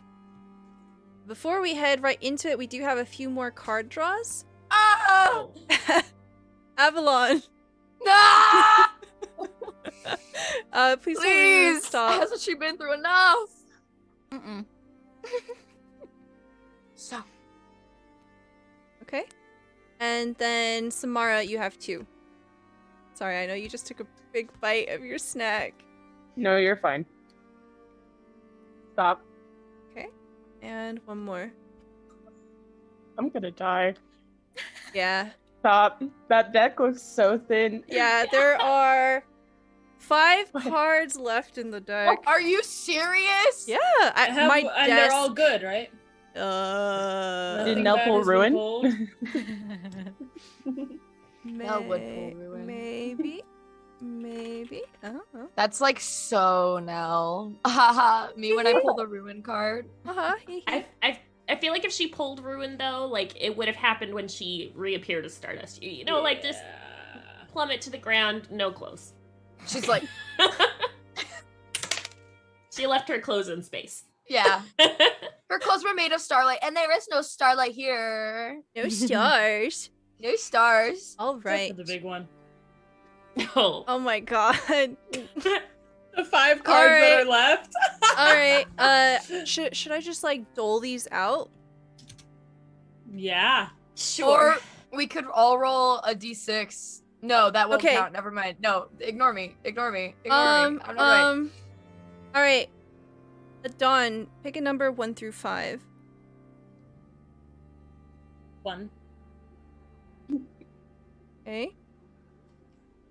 It's a good one, right? Alaris, pick a number 1 through 4. 4. Okay. Avalon, pick a number 1 through 3. Okay. Okay.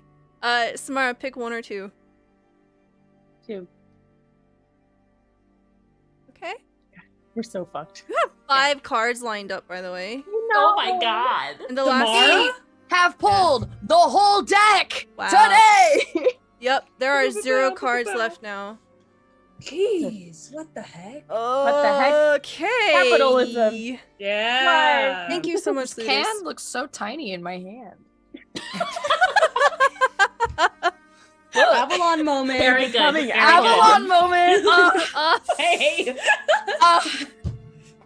Sometimes you're just a mountain. Oh my god. Am I Like, being it just Avalon again? happens. Sorry. So just the way you're gripping it. Squeeze I it. just had smaller things, so you just looks like you're. I just had the most call of the void moment. I literally almost crushed this can, and sparkling lemonade would have gone everywhere. Please don't do that. I want to do it. I'm No. gonna grip everything I drink like this from now on. All right. So we're gonna say, for the sake of expediency, Alaris, Avalon has appeared and has a horse. Obviously, the horse can't climb a rope, so we relocate to an area where the ship can make berth, and lands in a clearing. Actually, DM, Okay. I think Onyx is more of a fine steed kind of horse. Ooh. Okay. So it's more of a spectral summon. So I can just Whoosh. All right. Perfect. Okay. Awesome! We get to have a scene where we're all doing an awkward rope climbing. Okay.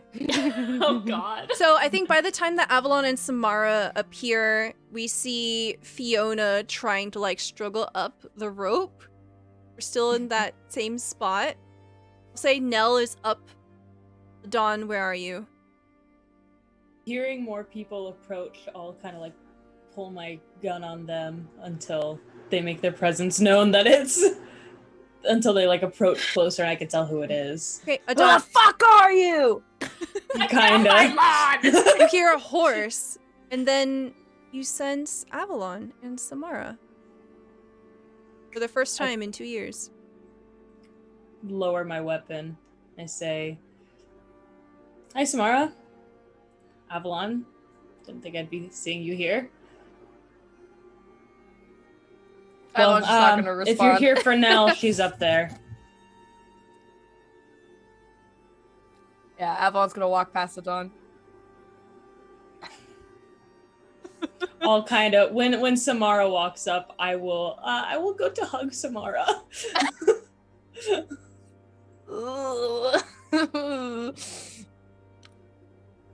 I give her a big hug. Same. It's really good to see you again. How different does Samara look? Yeah. Like, am I like surprised? Yeah, probably. So Samara, over the last couple years, she kind of just worked to keep stuff off her mind, and within the last probably 6 months, she started monk training. So now she dons no armor. She's just in classic monk robes and everything. You can see a lot of her tattoos. Her skin has lost its bluish tint and is now like a medium gray. Her hair is now like a deep, dark midnight purple, and she wears it in French braided pigtails. So it's so dark that pretty much you have to look really close to see that it's purple. And her eyes shine a little dimmer. Now, Pulling away from the hug, I go like, "Oh, you changed your pants. you Nice changed your, pants." you don't have goggles anymore. No, it's a whole thing now. It's a lot better. That's really Not cool. quite. I haven't quite figured out how to see yet. Working on it still. I'm just like, In progress. why she's doing this, not saying anything. This whole time, you notice that I just have like a little like robot buddy just sitting on my shoulder. You could tell that we have like some form of communicate. That's how I am seeing you currently. Okay. Well, Nell is up on the ship. After you. Okay. Yep. I climb. All right. Eventually, everyone gets up on the deck. Fiona, as soon as her feet are up on the wood, she runs up to Nell, collapses to her knees. No, Miss No. Oh, arms outstretched. Like on her knees, she's like scooting forward. Oh, Can I hug you? of course. No, come in for a hug. Is everything okay? You were gone for 2 years. 2. Huh. Yes, Crumple Bolt, your second cousin, has 3 children now. Oh. Do you know what they like? What their favorite snacks are? Of course. You see Fiona pull out a small book. I have a book of letters for you. Oh. Thank you. 2 years? 2.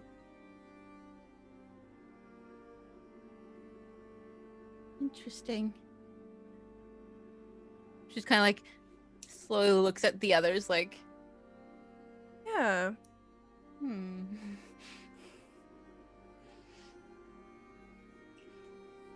As you're looking, Alaris.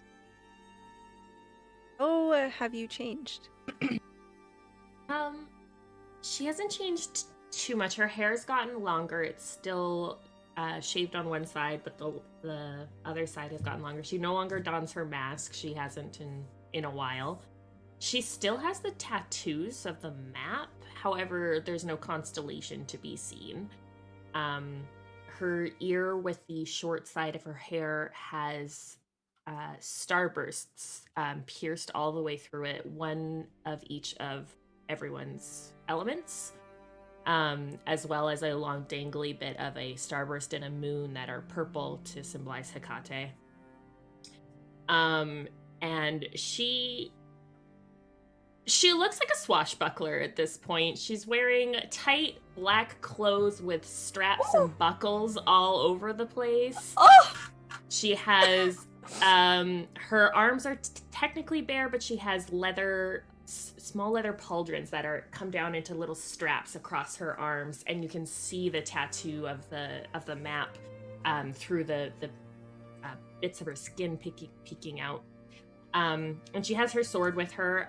It's got the blade resembles labradorite, like it has a color shifting hue to it. It's her main sword. It's a slightly curved blade with an ornate handle, and the other blade is very simple, with a small pommel with a starburst on the very end. Yeah. And as soon as Samara gets on the boat, she runs and gives her a giant, running hug. Oh.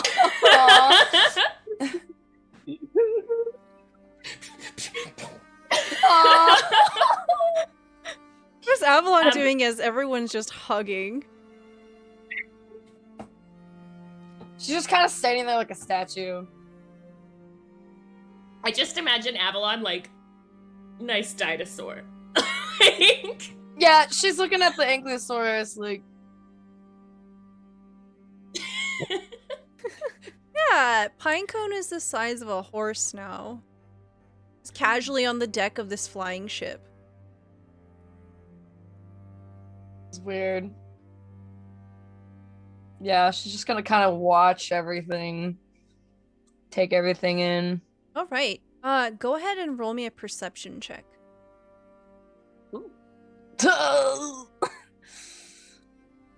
When your DM asks you to do things. Okay, perfect. You rolled a 9. What do you mean perfect? No. I think there's a lot to take in. You're kind of looking at everyone. Everyone looks a little different. There's a red star in the sky. You're very high off the ground. Yeah. Like at least 200, maybe 300 feet. Gross. Yeah, that was a very long rope. It was. I'm tired. Everyone's tired and sweaty right now. I'm beat. Yeah. I'm beat. Yeah. Fiona gently puts Nell down and gestures everyone to come see her.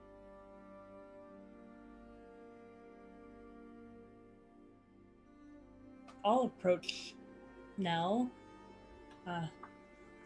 Are you okay? Are you all you?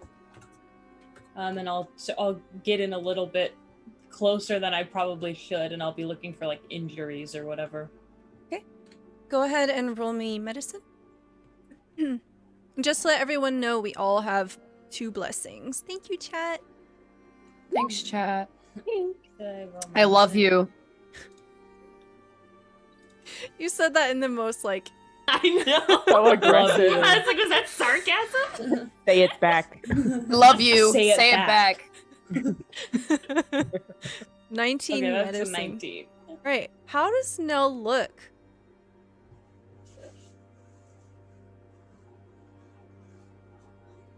looks normal, other than like probably just very tired from using her body to climb a rope for the first time in a really long time. Okay. Have you eaten in 200 years? Head of what now? And then I'll pull out like a looks like an MRE kind. Just I pull out like just the blandest looking kind of nutrient bar, and I'll hand it to Nell. I imagine you haven't eaten when you didn't have a corporeal form, so. See Fiona kind of like leaning behind Adon and going like, It looks delicious. When was that made? Technically last week, but they last forever. And let me tell you, the amount of protein in this bar is insane. It could sustain you for make up for 200 years almost. Maybe you might need 2. 2 years. Oh, 2. 2 Yeah. years. 2 years. Not 200. Why did I? Thank you. No, 200 is a very long time. Not phase Nell between the 2 and the 200. Adon's not good at time anyways. They've been underground. Nell's kind of like sniffs it. Thanks. I'll save it for later. She kind of like taps it to see how hard it is. Adon feels like they can't really help anymore in that moment, so they retire to they'll find like a table to sit at or something. Get themselves a glass of whatever alcohol is sure to be on this ship. oh yeah, I'm sure Alaris keeps it well stocked. Yeah. All my characters turn into alcoholics eventually. It's Same. Ditto. All right, Adon, go ahead and roll me perception. Ooh, guy. Okay, Was that? 3. Oh wait, hold on. I'll use a blessing on that. I'll use a blessing on that. Adon uses a blessing. 4. Oh my God. That's okay. I'm distracted. Yeah, you head in under the deck. Yep. Cool. You're also blind, so. Yeah, that makes sense. Fully.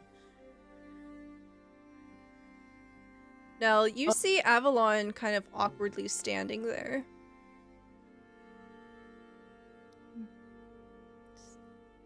Everything okay? Yeah, no, everything's fine. It's been a while. You all weren't together last however long it was? No, after things, we all just kind of went our ways. But why? I don't have a good answer for that question.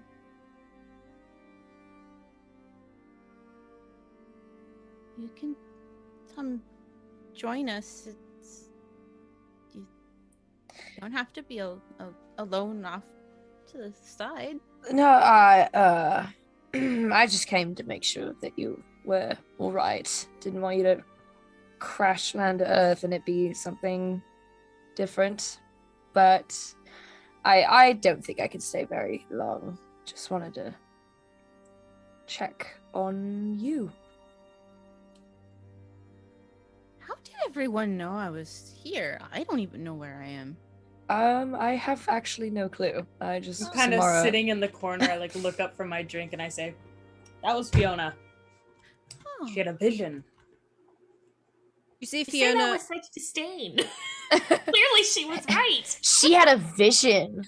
She had a vision. I think Fiona is sitting splooting next to Adon, off into the corner, and she's currently holding a little book. Story time. Oh, yes, I had a vision. Miss Nell appeared in this place.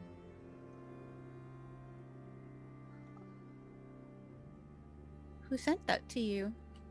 I don't know, but a series of strange events have happened ever since a giant, suspiciously very buff frog appeared. You told me nothing about this, Fiona. What? You didn't ask! That checks out. I didn't care. Yeah. You didn't ask. I would have told you, of course. Yes. A very giant, suspiciously very buff frog has been stalking me. Frog? Yes. Human-sized? Or frog-sized? Just No, frog. no, I suppose it doesn't matter. When was the last time you saw this uh... frog? You see Fiona get up, and she peers over the edge of the ship. Oh, it's right there. What? Lyris, like, leans over Yeah, the edge. I'm gonna lean over too. I... You look over the edge, and you see, very casually perched on top of a tree, is a giant, suspiciously very buff frog. Buff frog? It's very muscular. Can I use Divine Sense, please? Yeah. Please. You see what looks... So the frog is, like, probably about the size... Oh god, I can't even, like, describe the size of this thing. It's like... small dog. It's an absolute unit, right? A big old bullfrog. It's like the size of, like, a really chunky ottoman. Ah, that's a big frog. Yeah. That is the For a most. frog. Built That- like a mountain. Frog. I can see this frog. Like that was. Yeah. I love that descriptor. What a beautiful description. Because Thank I you. can see the size of this I frog. made it up Now I right want an now. ottoman shaped like a frog. I would like a Yes. frog ottoman, please. So, like, Nell could comfortably sleep on this thing, right? Okay.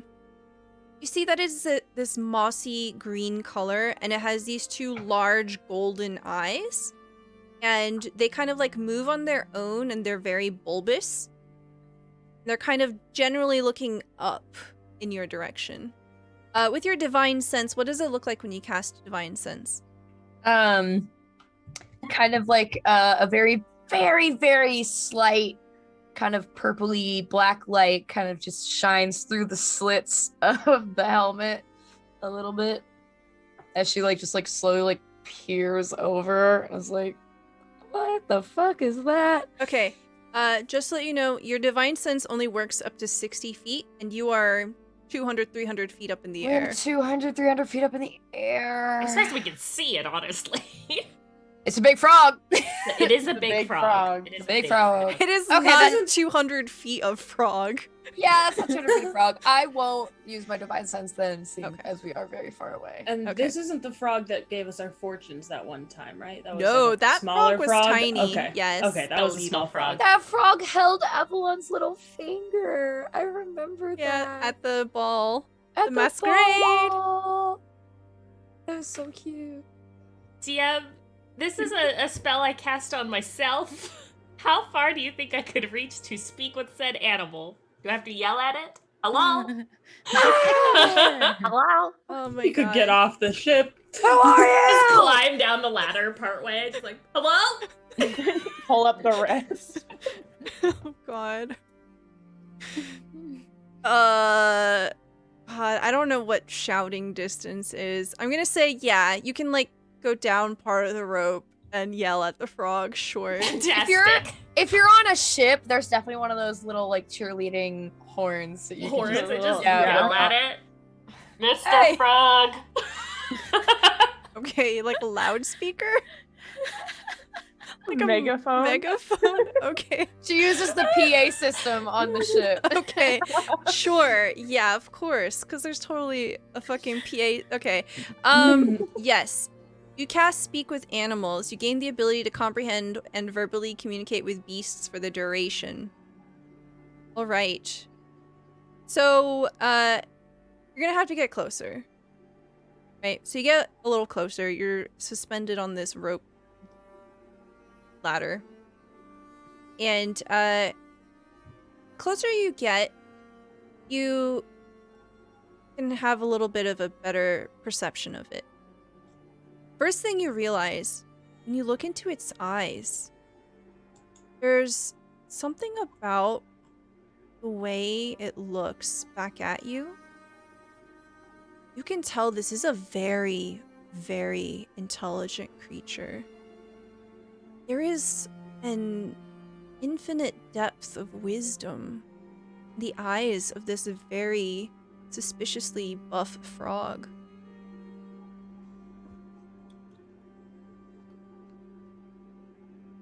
What's your workout routine? It watches you, and it says nothing. Oh, by the way, when you cast Speak with Animals, do you, like, croak?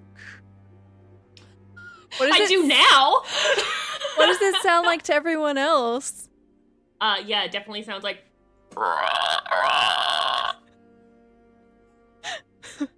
Great. Yes.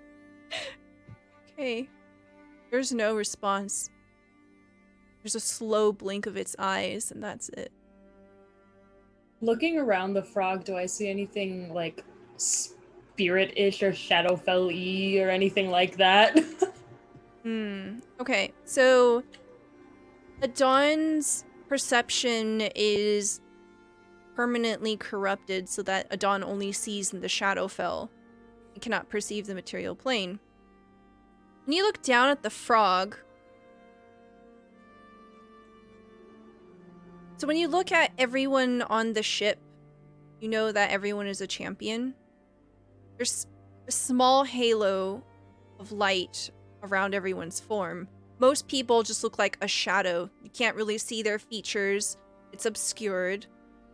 You see a very faint halo around this frog.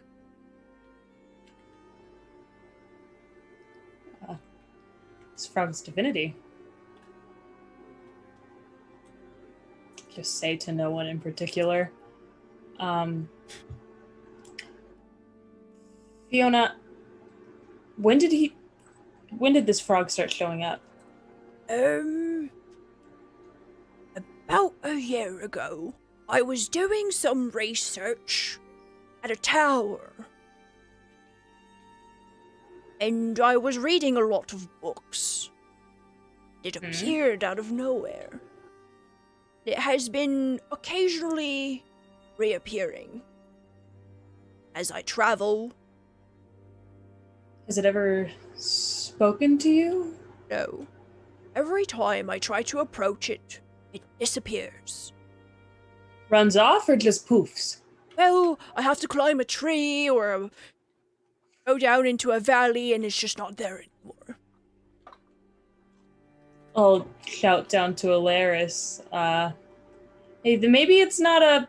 We shouldn't do the beast talk. I think it's divinity. I think it's, not a frog. Are you gonna croak back at me? Yeah, I think Alaris has a moment where she tries to talk back to you, but it comes back out as a croak. Don't get it. You're gonna have to repeat that. Oh, you think it's divinity? Yeah, no natural frog is that big. And also it looks like divinity.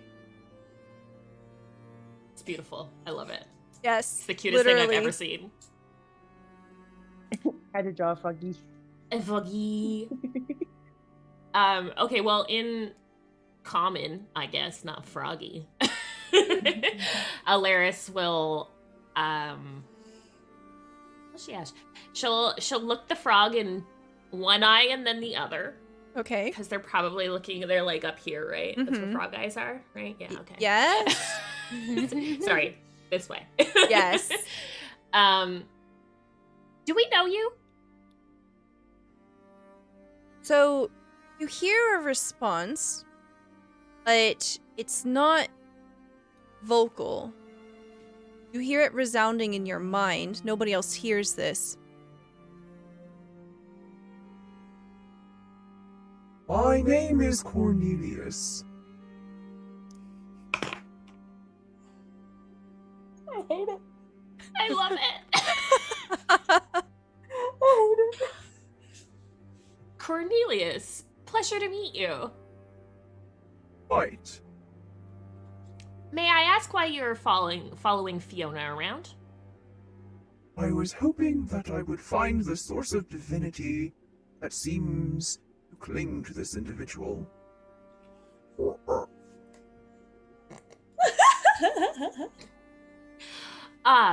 That's probably us. I can see that. Is there something I can help you with? Yes. I'm not gonna continue using the voice changer, but okay, fine. I have no idea what this sounds like. I just like made it up on the good. spot. Okay, Sounds amazing. cool. There is a matter of grave importance. Please come down. No! I will take you up there before I make everybody come back down, and then we have to go back up the ladder. Very well. Get on. Okay, this frog is a frog body. Well, how else is it gonna climb the freaking ladder? It's gotta piggyback me. So you take out a rope. Ottoman-sized. Yeah. We're gonna strap him to my back. And I'm gonna climb back up the ladder. Okay. So everyone else, you see Alaris like go down all the way. Alaris is like yelling at it. You can't hear it talking back at her. Just having a one-sided conversation. Where did she get this boat? Where did she get her I last don't boat? know. I mean, technically it's the same place. I got it from the same person as the last boat.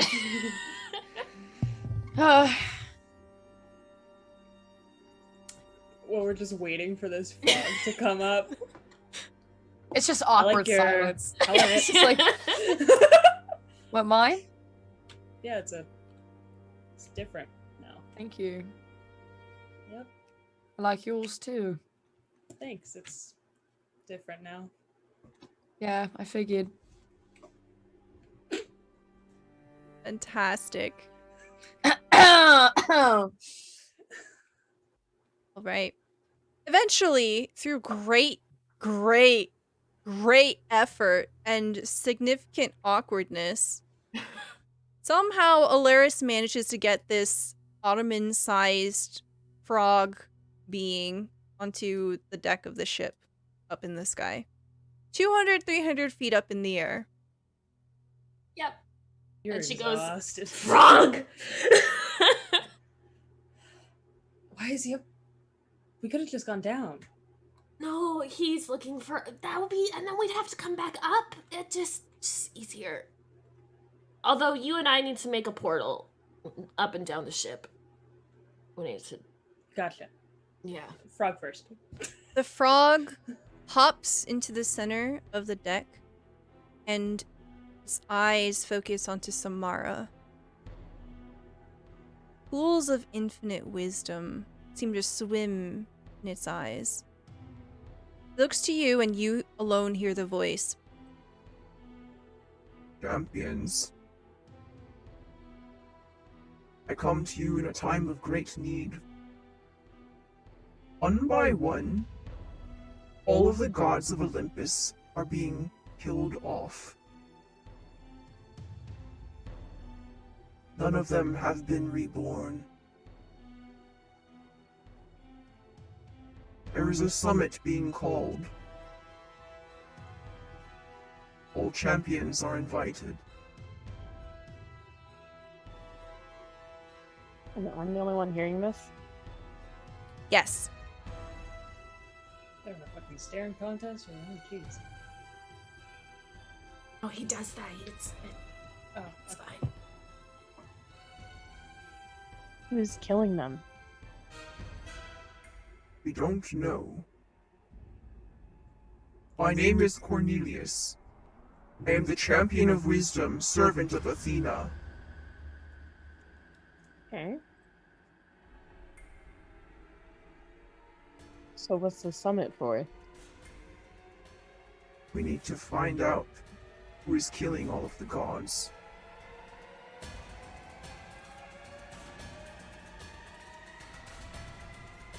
Okay.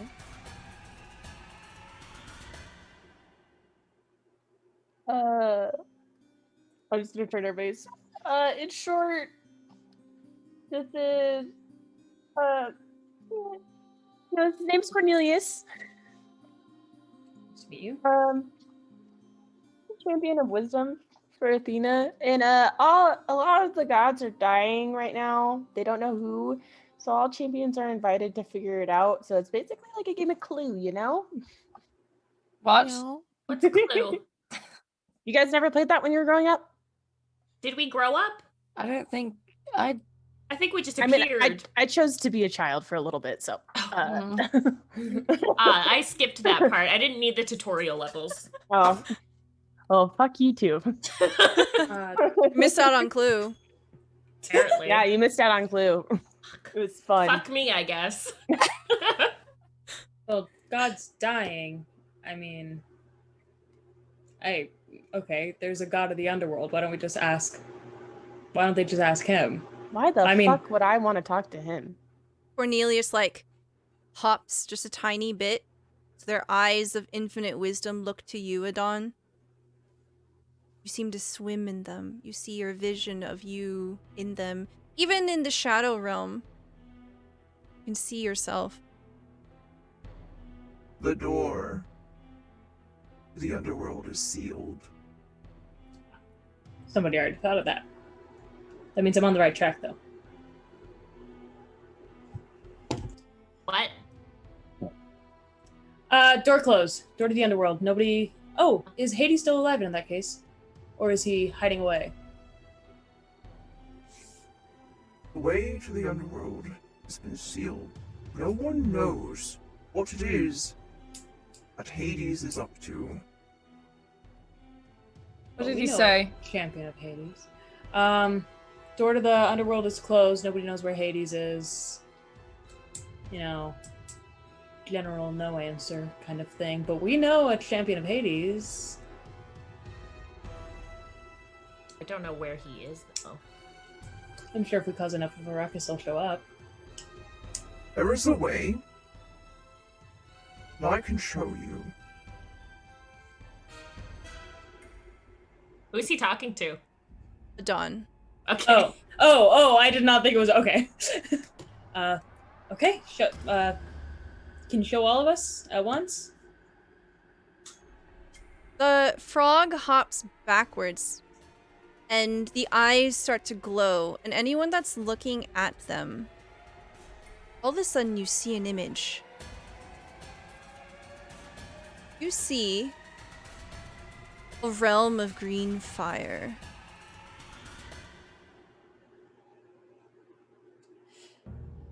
Does this look like the underworld that I went to? Yes.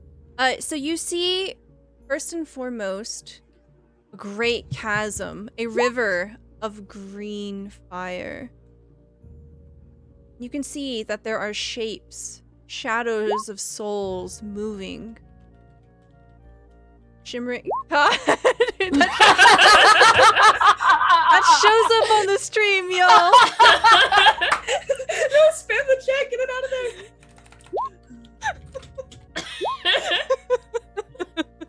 Fuck, I forgot we had chat on the stream. It's okay. Oh my god. You see...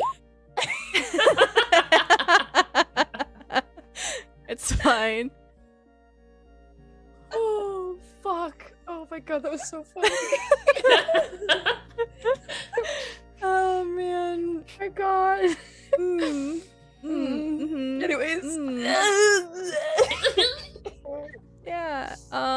So you see a river of green fire and spirits and shit are floating in it, right? And on the other side of this bridge, there is a door.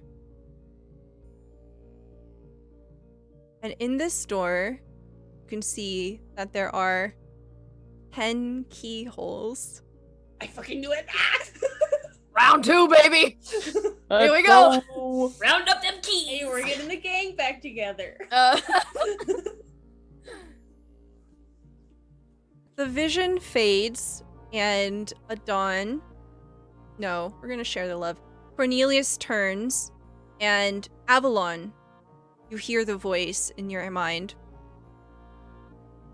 I can show you the door of the underworld, but I know not how to open it.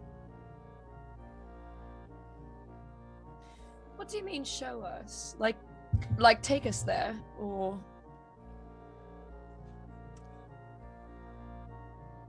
I beseech you, come to the summit, meet the other champions. You must first go to Mount Olympus. We must pool our resources together.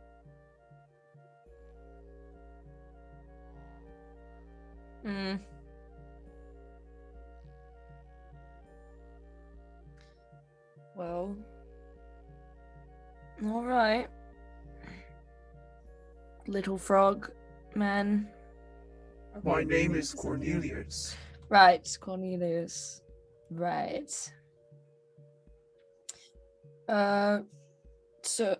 Okay, Mount Olympus? You said? Yes. Does anyone know how to get to Mount Olympus? Why? I'm gonna We start have like to- lifting up Alaris's shirt. Oh, whoa. Not like fully, but I'm just enough to be like, is there anything under here? It's a lot harder to get Alaris. She's got a lot of straps going on. I'm like trying to peek through them. Yeah, so you notice that Alaris's body map is a little different now. You don't see the group anymore. You don't appear as stars anymore. There is a small pinpoint, and it appears to be like fire. It crackles and ripples, almost as if she had a fire tattooed on her, and it's actively burning and kindling. Alaris, what do you want most out of anything in the world right now?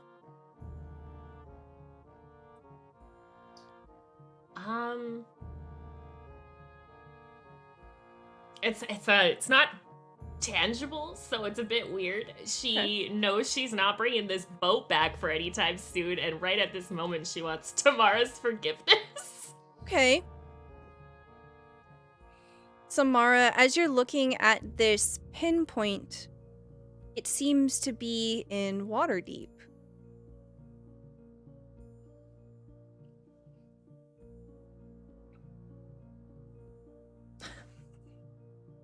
Yes, that is my body. What are you doing?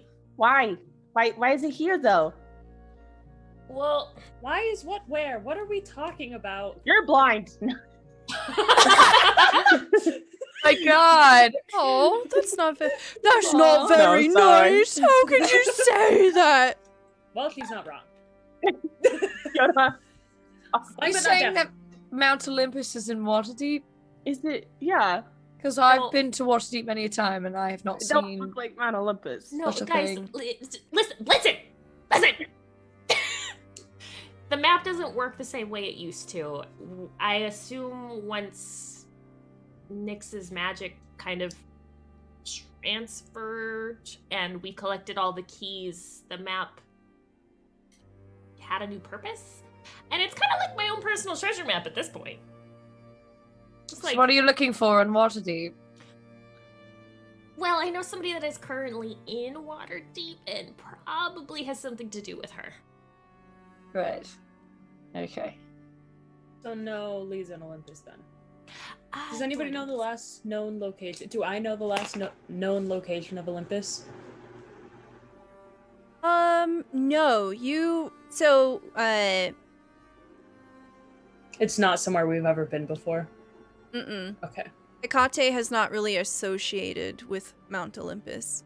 got it. Our smart, tall wizard friend. I feel like he might know. What happened to him?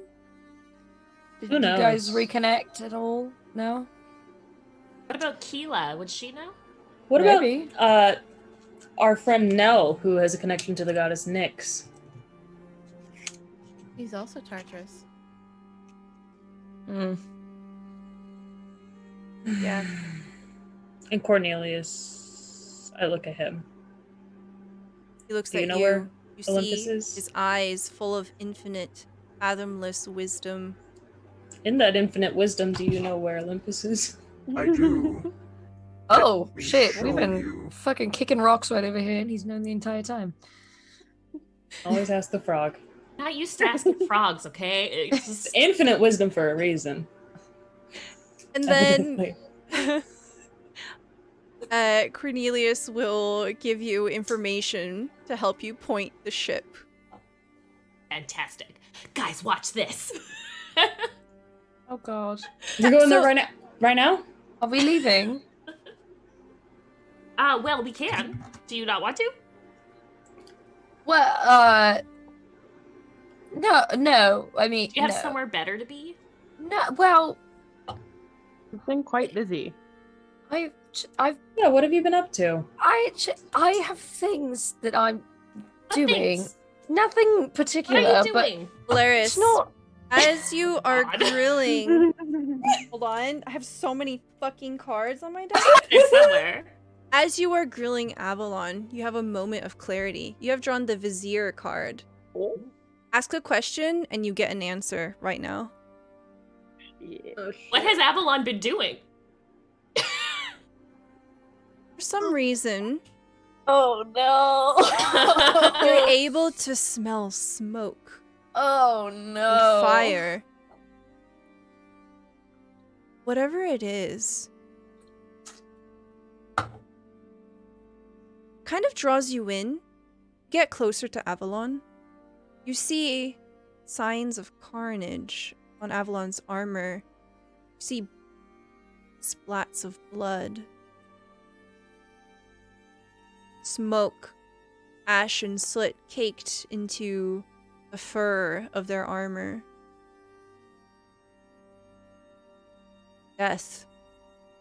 Lots of death.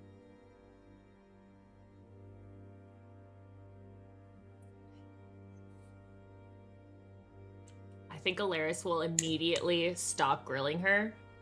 Give her a knowing look, because she's done some things she's probably not super proud of, too, over the last 2 years. And she'll just... If you're ready to go, we can go. I fear that what I am now does not align as much, but I can go for a little while, I suppose. I just have business in Waterdeep. I have folks that need a hand. Yeah, I'd be careful where you're lending your hands, Avalon.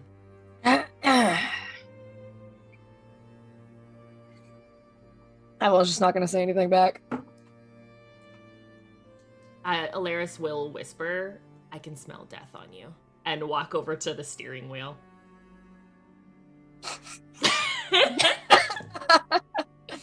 I'm just gonna be lean over and be like, "Do you not know how to wash your armor?" Shut up. Oh, There are fully just blood on your eye. I used to take better care Avalon's of going to these walk things. away. Just go find a seat and go sit I down. hand Avalon the equivalent of like a wet wipe. No, Avalon's gone. Avalon's just walking away. Oh my god. welcome home, Mom. We missed you! God, I haven't had this for 2 years. All right. So what is it like? All right, tell me what this whole process of spell jamming is like. People need to Yeah. buckle up? Do they need to get off the deck? No, I think what it feels like, if you're on the deck, it feels like, when you're going through the portal, it feels like a mist is spraying over you, but with Alaris's magic, it's not quite burning you, but it's hot water. Like, it feels like hot water is brushing over you as you see the moon door open before you, and you push through almost like Jello. At first, it's like hot mist and Jello, and then hot mist and you're there. Hot mist and jello. Sounds good. Nice. Nice. Okay. Super delicious jello, by the way, if you eat it. Avalon holds out her finger. Blue As it raspberry. Ooh. I pulled down like a visor to keep the water off of my goggles. Actually, Alaris would have pulled Adon over to watch her perform the magic because she needs your help making portals soon, and she wants you to watch. Cool. All right. I'm taking notes. So the portal opens, the ship goes through. It is a jarring experience. On the other side, it's a completely different realm. We're definitely somewhere far, far up in the clouds. Can't even see the earth from here. There are soft pink clouds curling underneath you. And the ship has precisely nuzzled right up against what seems to be the tip of a mountain. Chiseled into the side of the mountain is something kind of like the moon door. You see there are platforms and a number of different temples that have been erected here. However, a couple of different things happen all at the same time. Nell, you have drawn the star card. Being here, for some reason, just feel more powerful. You instantly get +2 to a single ability score of your choice. Cannot exceed 24. That's so dope. Something about being here in this place of divinity restores you in a way that you can't really explain. You feel like it's benefiting more of Nyx, who is inside you, but you are also reaping the benefits of it.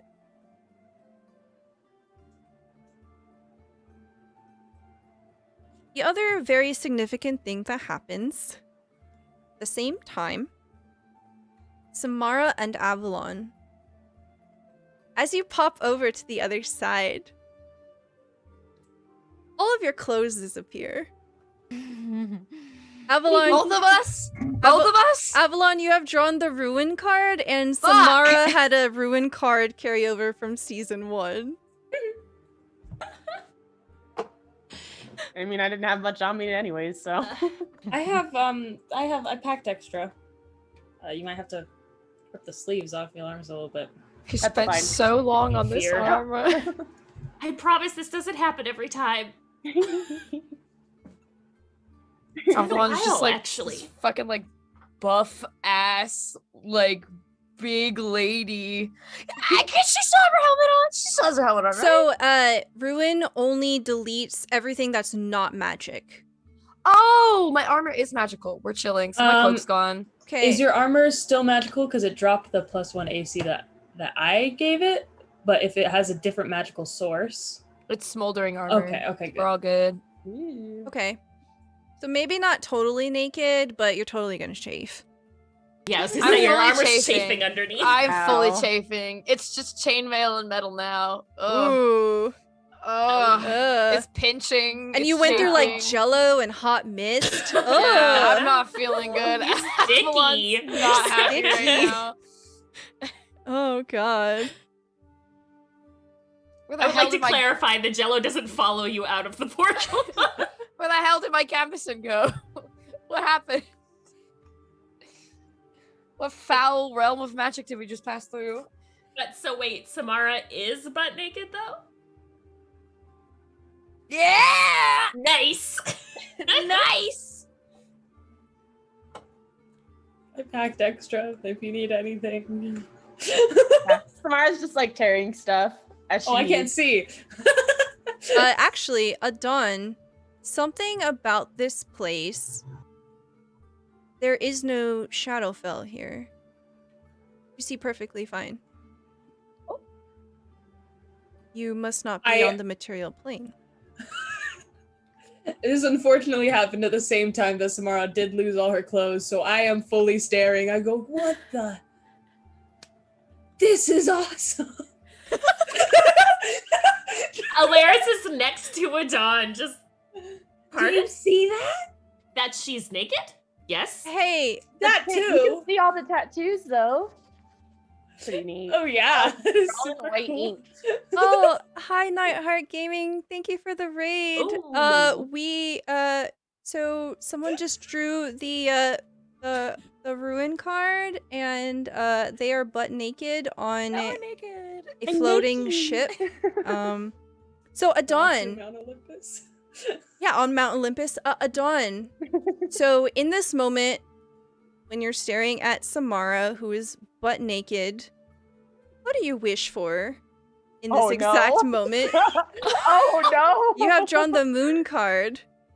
Right now, what do you wish? Well, I wish I had that book that I left at home, and I wish I packed more of my tools and I brought that book, so I had more of my things with me. Don was not planning for a very long trip. Yeah, I brought like an extra pair of pants, and I just offered them to Samara. So Yeah, didn't plan on hopping dimensions. or yeah, I planes of just wish existence. for more of my supplies, and especially that book. So, right as you're having this thought, Fiona lumbers up next to you, and she says, "This seems like the perfect time to let you know I have brought all of the materials off of the wagon and put them on the ship. I actually Wow. also packed a number of things from the tunnels underneath Moontown that I thought you might like." Thank you, Fiona. Thank you so much. Ah, Samara, I have extra clothes for you now. If you would like them. Are you looking me in the eyes? Just barely. I brought you some clothes, milady. Essentially, yeah. That's exactly what's happening. Sick. Okay, and I'll give Samara some clothes. Samara, There you go. as you are getting Oh, no. dressed, you feel a stroke of power. You have All drawn of these cards. the I can't fate believe card. it.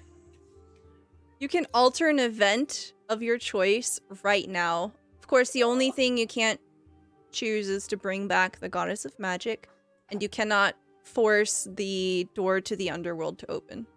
This is the third time you've pulled that fate card? I mean, she At least. was the Murder favorite. She's a favorite. Yeah. I just The favorite. That's It's crazy. canon.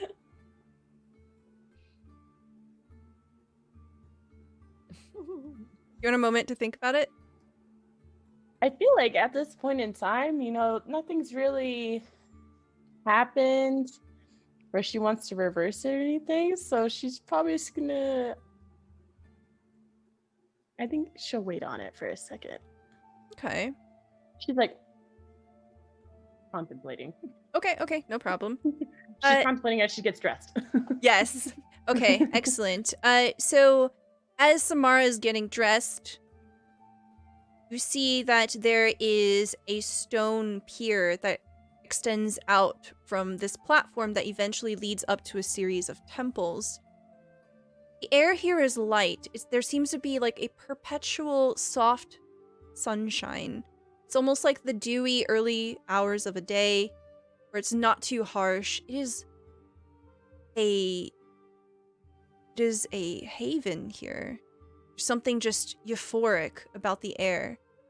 It's like a soft summer wind gently breezing through here.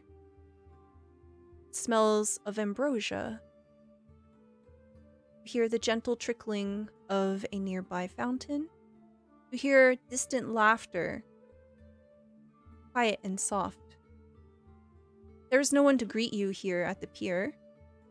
You can see that Cornelius, this Ottoman-sized, suspiciously buff frog person, begins to hop towards the edge of the ship and just whoop, disappears over the edge. Is there the red star in the sky still? I was gonna ask that too. Yes. Ah. Like a wound in the heavens, a single red star stains the sky.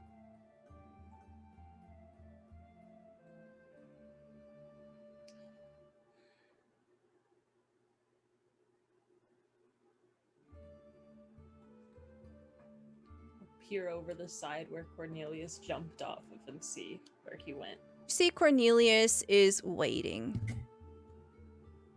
Is it a jump that is fine to make? Yeah, Or it's is it just for frogs? no, it's fine. It is going to be a little bit of a tumble, but nothing ankle breaking. Okay, I will jump. This then. jump is only for frogs. That's kind of what I was assuming. Yeah, I'd jump after him then. All right, cool.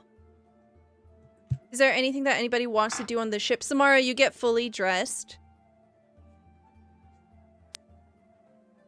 I think Alaris will just like pat Quickfoot on the head and be like, "Stay here with Pinecone. I don't know where we are really, so just here. No stealing."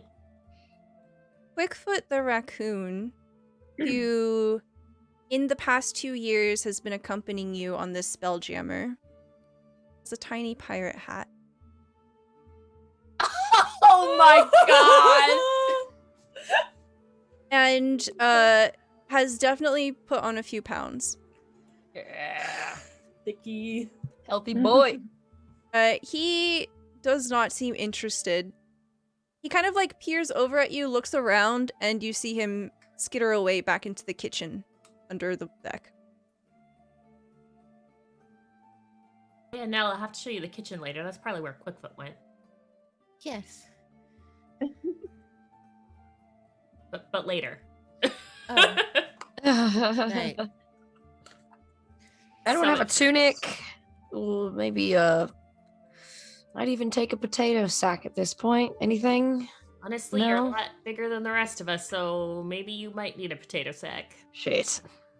Hey, This DM, is very painful. Yes? can I possibly reverse the fact that we lost our clothes? Is Yes. that possible? Yes. You're gonna use a reversal spell! Dude, okay. Be in my position.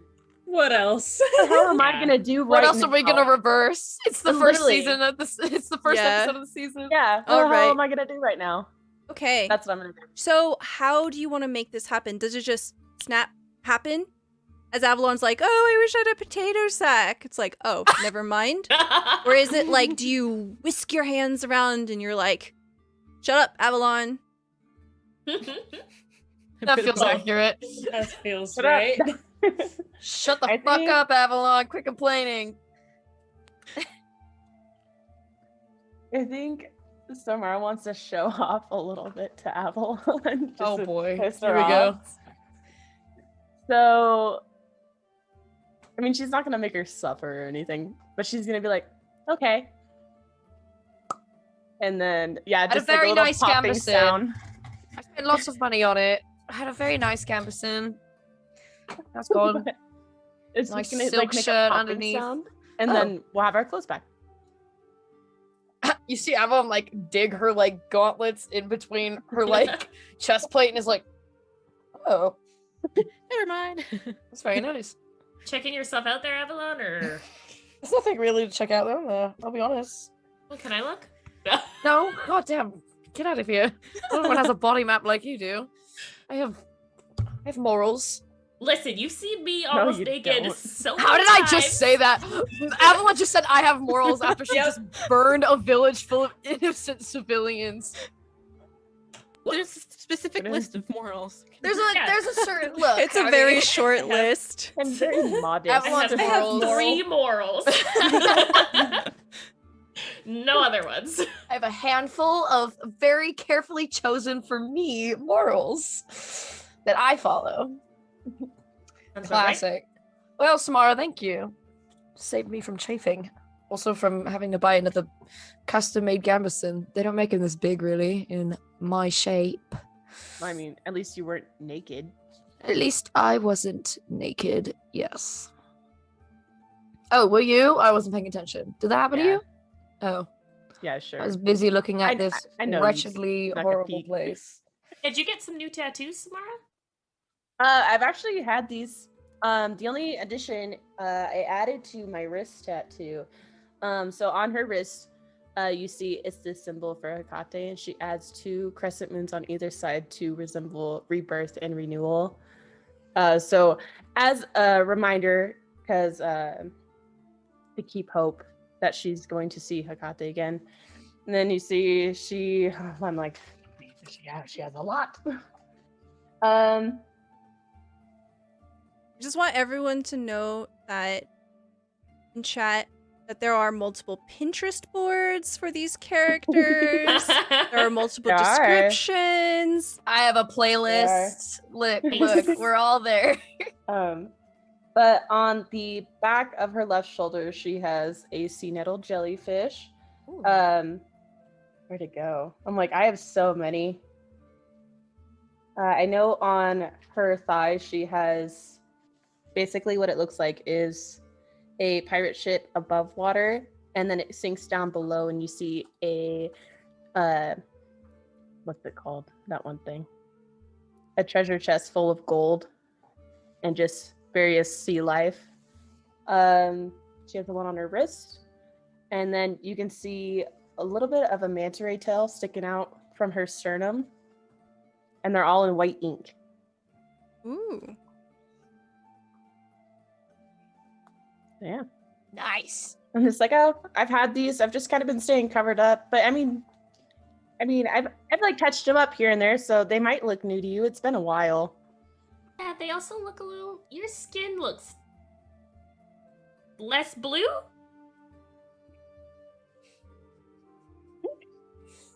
Substantially. Yeah.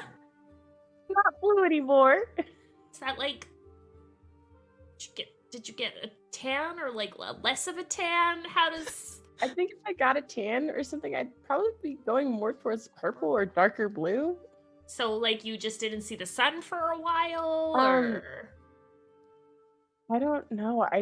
It's gradually happened over time. My hair went from like it had that ombre in it to just silver, and then it went to purple. I don't know. I have been going through a lot of shit lately, okay? I mean, fair. Yeah. But you're looking after yourself, right? You're not like getting sick or anything? You used to only reply to my messages when you were drunk, and you're asking me if I'm looking out for myself? Well, look, I made a floating ship, okay? You stole it. I know you did. Well, I stole a ship and I made it float. Oh, Laris never checked in? We weren't all doing check-ins? I thought we were all checking in. Never got I mean- messages. I checked in sometimes. It's 2 words, just checking in.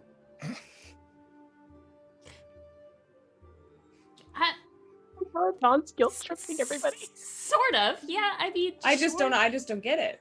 It's just I mean, I don't know that Checking Nell in. could check in. It can go across all planes. It's just if it's on a separate plane, it has a 5% chance of not reaching. I'll say Nell, for did you get those messages? plot that Nell didn't get. That's plot.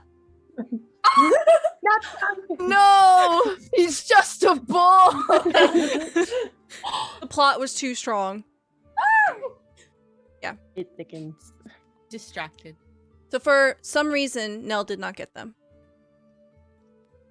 That makes sense. Anyways, yeah. I appreciate you reaching out, Samara, for the check-ins. Just doing my job, you know. She's the favorite, you know. You see that she's like making a joke out of it, but she's also just like, Yeah. He feels like shit. Cringe. yeah. She's like, let's go off the topic of me now. Let's go. So the group of you hop off of the ship, and Cornelius begins to hop towards the summit, away from the pier into the heart of Mount Olympus. As you're making your way in, you can see that if there's any plant life here, it is perfectly curated. Not a single leaf is out of place. Not a single vine where it shouldn't be.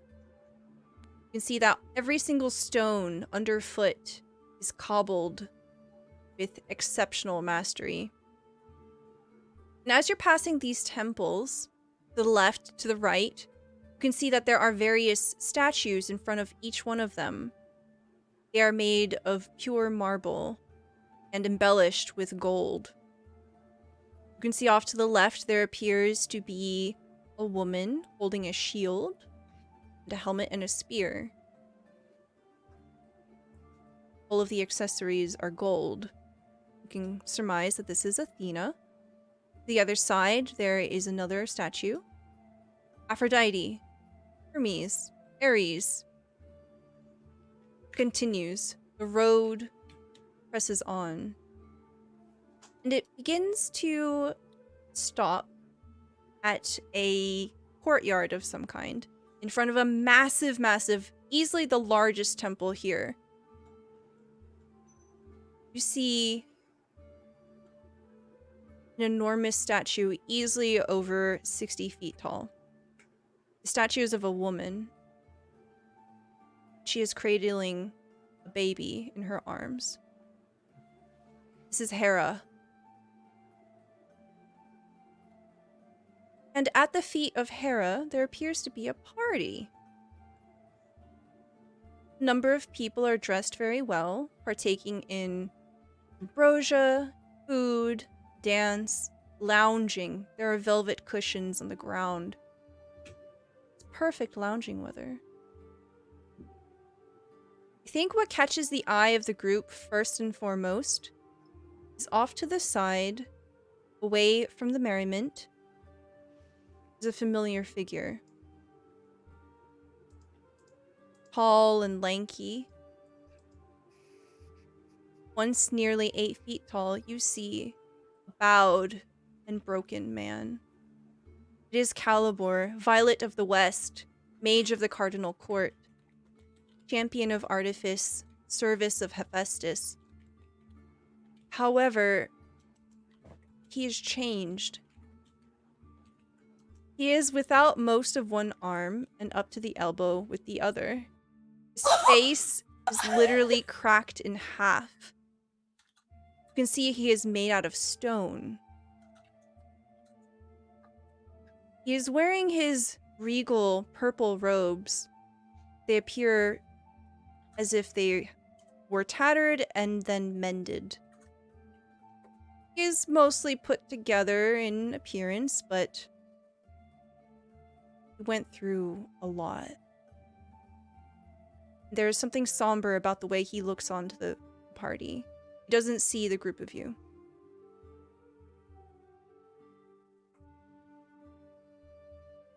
Great. This guy again.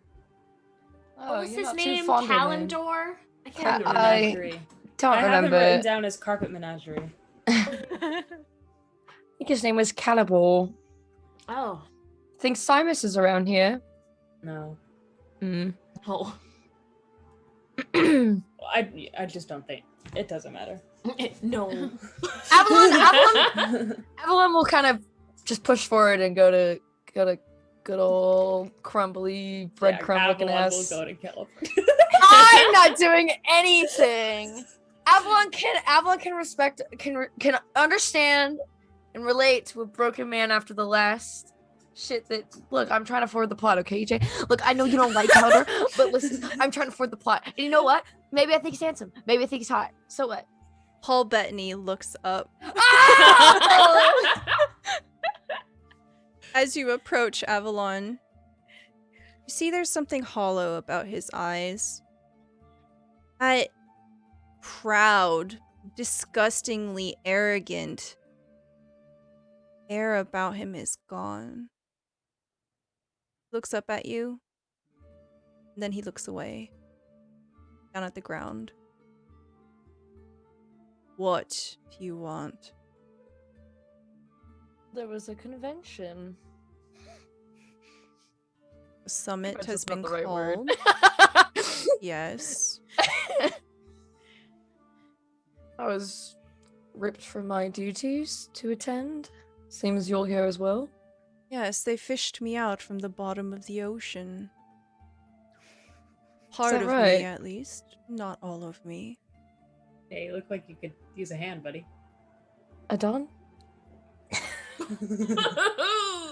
I could use two. He looks up at you, Adon, and there is darkness that shadows his face. He stares at you like a wolf would hone in on a mark. Bro, watch out, he's gonna take your arms. Grr, give me your arms, rawr. Well, have you ever been to a summit, or was this the first time? I have not been out of the material plane in over 1,000 years. Right. Why did they fish you out now? He looks Over over to the summit. party. Looks like this is very important. Up until recently, the way between worlds was closed. I suppose during the last 2 years, the way to the grove was opened. The threshold is free again. Did you find your goddess?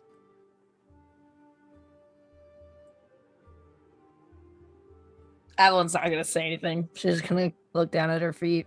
Let Adon take this one. Yes. You Sh- found her.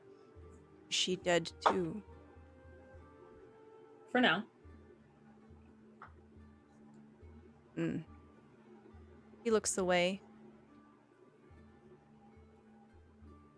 Festus is gone.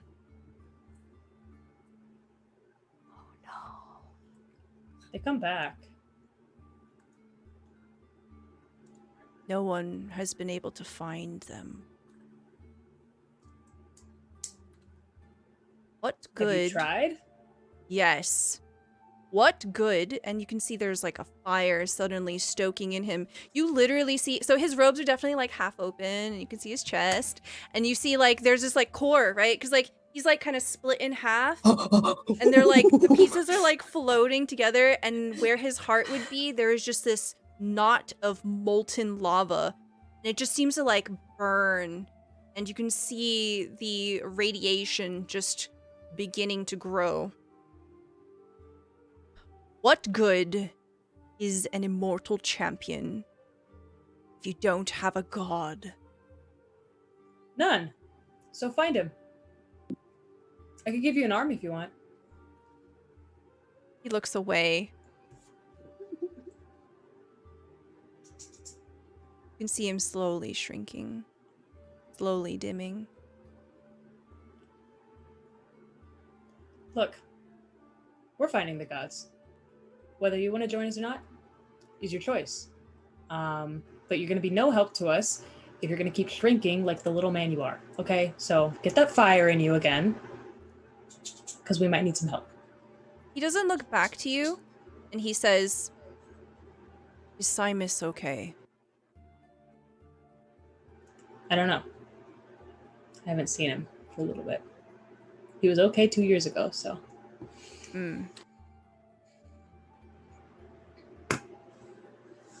Well, perhaps we will see what happens after the summit is called. All right. Well, let me know if you need help with this. And I'll turn back to the group, just away from him. Gee. this guy- Avalon's just gonna kind of bow her head at him. Give him just like a very small, just like hand on the back. And then leave. Oh, that guy was at the bottom of the ocean. Did you know that? It kind of looked like he was. It's like he I mean, hit rock bottom. I was gonna say, I think we've all been at the bottom of the ocean in one way or another. I've never been there. I would like to. Oh, No, we God. were at the bottom of the ocean. Guys, do you Oh. not remember? Yeah, but I didn't get like time to almost look died. around. It was not a pleasant experience, okay? Well, maybe next time. I How on like rolls her I'll neck. try. Like it's just trying to be like, oh my God. All right, let's make this quick. I've got business. Just about then, someone runs up to Samara. Samara, you recognize this person.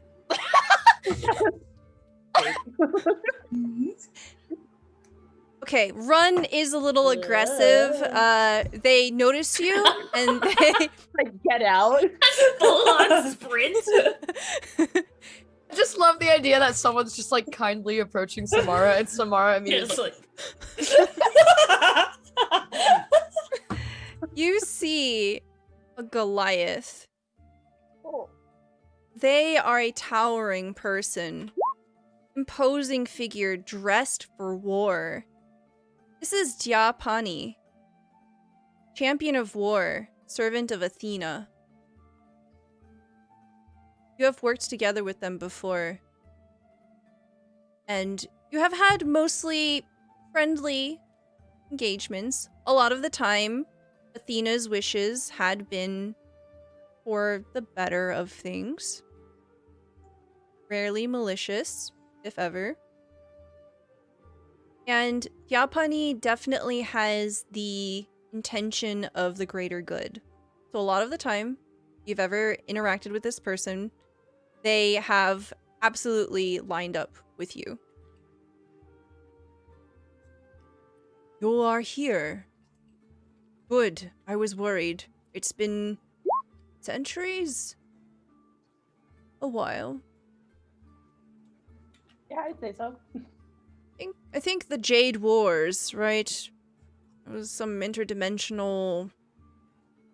You had your magic, I had my weapons. Yeah, it was a lifetime ago. Hello. You have drawn the Knight card. Diapani will serve as a deathly loyal servant. If you ask them to do something, very, very likely they will just do it for you. Oh my god. This person you got, like, owes the you a best favor. boyfriend ever. They owe me a favor? What did she do? I think it was more like you saved them. And they just owe you a life debt. Cool. On the terms of a knight card, is Avalon's dummy still in the moon Accidentally town, burned or it. what No, happened she to would have dummy? she would have got rid of that thing as soon as she could. Reminds her too much of past things. She's like, Camera suddenly like zooms away into another realm, focuses in on this like wooden training dummy that looks vaguely like Avalon. And it's like mysterious smoke roiling around. You can't really tell exactly where it is. You just see this like wooden soldier just like thwacking away at some dark shadows. You can't really see what's going on. And then the camera just whips right back to Mount Olympus. guys, that's gonna end up being the big bad guy at the end of this. I've doomed us all. I do apologize. Well, how have you been? Maybe I should introduce you. Do they know him? My group? Yeah, I think they would like loosely know who it is. Perhaps you've talked about them before. Probably. Well, cool. Sorry, it's been a while. I've been by myself for the last 2 years. I don't really know how to social interaction anymore. That's understandable. Quite a lot has happened in the last 2 years. Do you know anything about that? And points up at the red star, the single red star in the sky. In a Well, that ground looks really interesting right now. Can I insight check like Alaris while she's staring at the ground when he's pointing to the sky? I would also like to Absolutely. do such a thing. Yes, roll. Remember, y'all have nat 20s, you have blessings. That's a 12 from a dawn. Wait, I our already know blessings how go- hilarious Yes, this is Samara about already it, knows. so- You can reroll if you want. Avalon rolled an 8. Take the 12. Might as well burn them. The blessings go away. Yeah, I'll use a blessing. All right, yeah. You have convinced me. Okay, that's a 12 from Avalon and a 13 from EJ. 13! Okay, so, Alaris is definitely holding something back, but you have no idea what. Avalon's just gonna kind of like, you're gonna see Avalon's like helmet just like slowly look over towards you, Alaris. Very subtly, not very like, you know, she's just looking at you. And then she kind of goes, Got a little blood on your armor there. On the wagon ride over to like pick up Nell in the very beginning, Adon would have been like taking a bunch of notes on whatever they saw like in the star and whatever. So they have a little bit of experience with it. They're not just like been underground. They're not mole person anymore. Do you know anything about the star, Valeris? I don't have much on it at all, and I'll start like flipping through my notebook. Nothing concrete. Okay. What do you mean by that? Maybe we should talk about it later. Yes. Is it yes. bad? Ooh. Oh, never mind. Is it bad? Laris, do you have to use the bathroom really bad? Is that why you're acting like this? Yes, I would love it if you all came with me to the bathroom. I need an escort. These nutrient bars have a ton of fiber. Oh my god. I ate some of Adon's cardboard and it's just going right through me. Yes, of course. Oh, well, where are my manners? There is a bathhouse. It is divine. Please, make yourselves comfortable. Bathhouse? And, Diapani begins to lead you towards the bathhouse. And as the group of you begin to approach, you hear laughter coming from inside. And stepping out, just as you begin to climb the steps in, a blue dragonborn appears. Well. Look who we have here.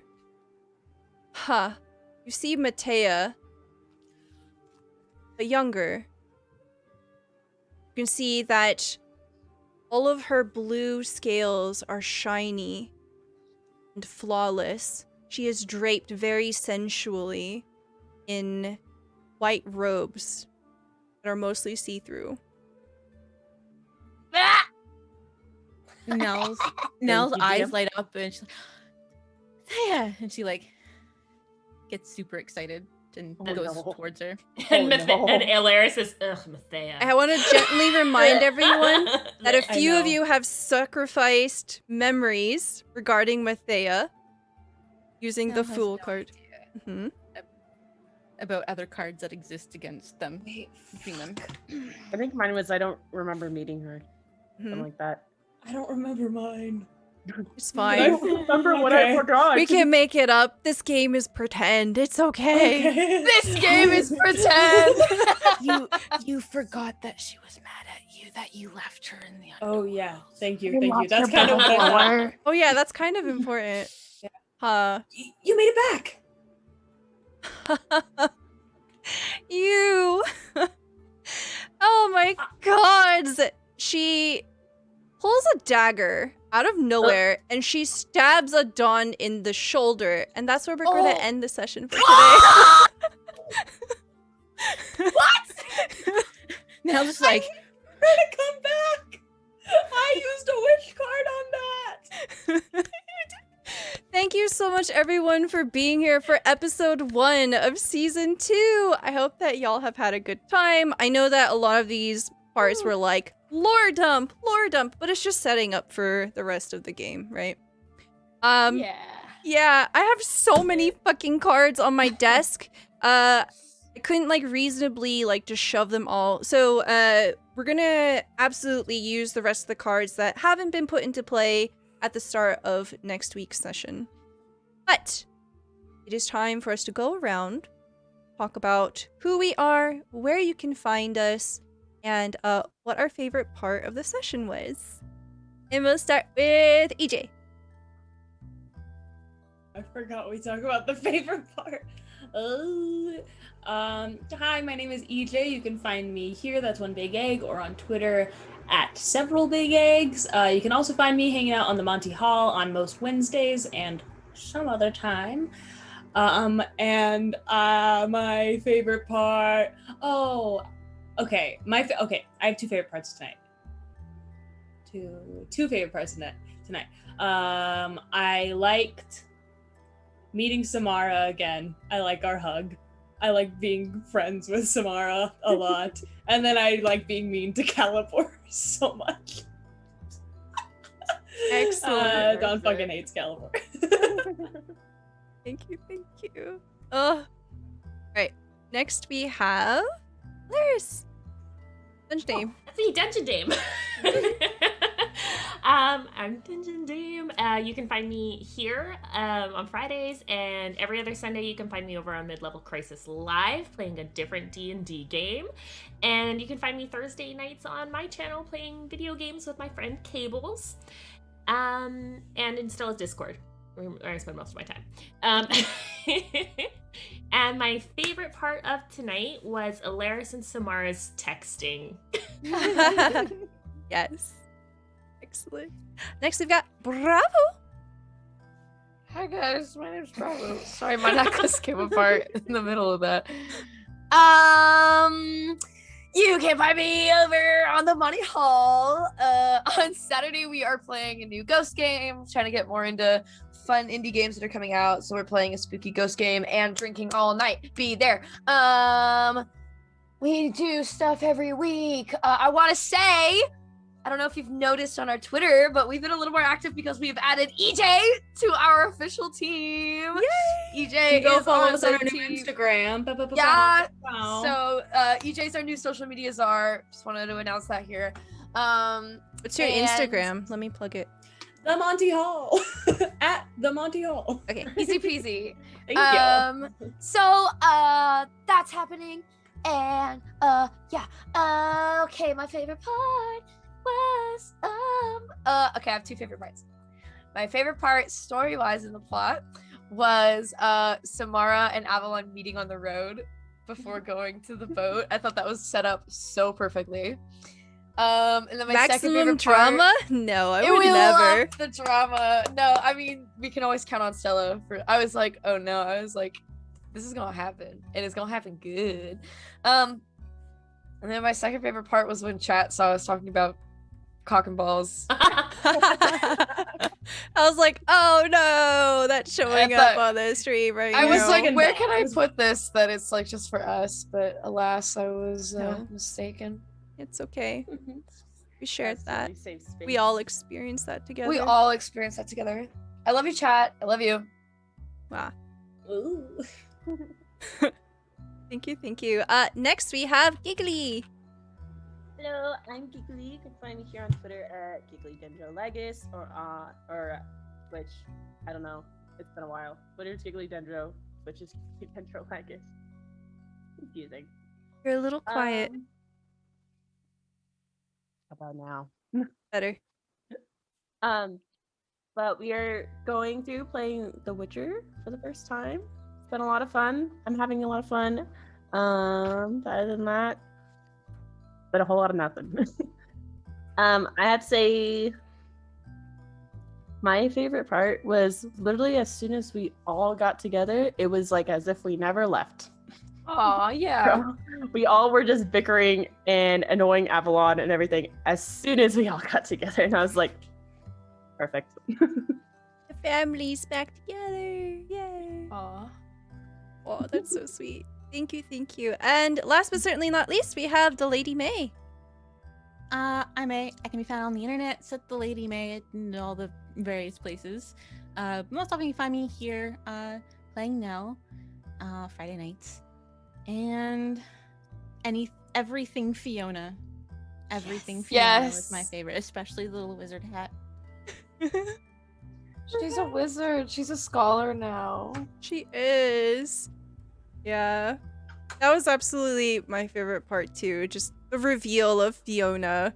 I was like, oh man, Fiona is having like a whole character arc over these 2 years that passed by. Lost her best friend. You know, who's gonna help her bake? None of these other fools. They all are like, We won't. They all left. We're not even there to bake. Yeah. But yeah, absolutely. Thank you so much, everyone, for being here. Thank you so much for the show of support. Everyone being here just really warms my heart. This was an absolute wonderful way to come back into playing, and I can't wait to show you the rest of the story for season 2. So we will be back here to not tomorrow. News to me. Next Friday at 9 p.m. Eastern Time. We play on Fridays, 9 p.m. Eastern Time. Yes. I'm Stella Luna. If you've enjoyed the content that you've seen here, please consider giving us a follow. That's a way you can get notifications for when we go live.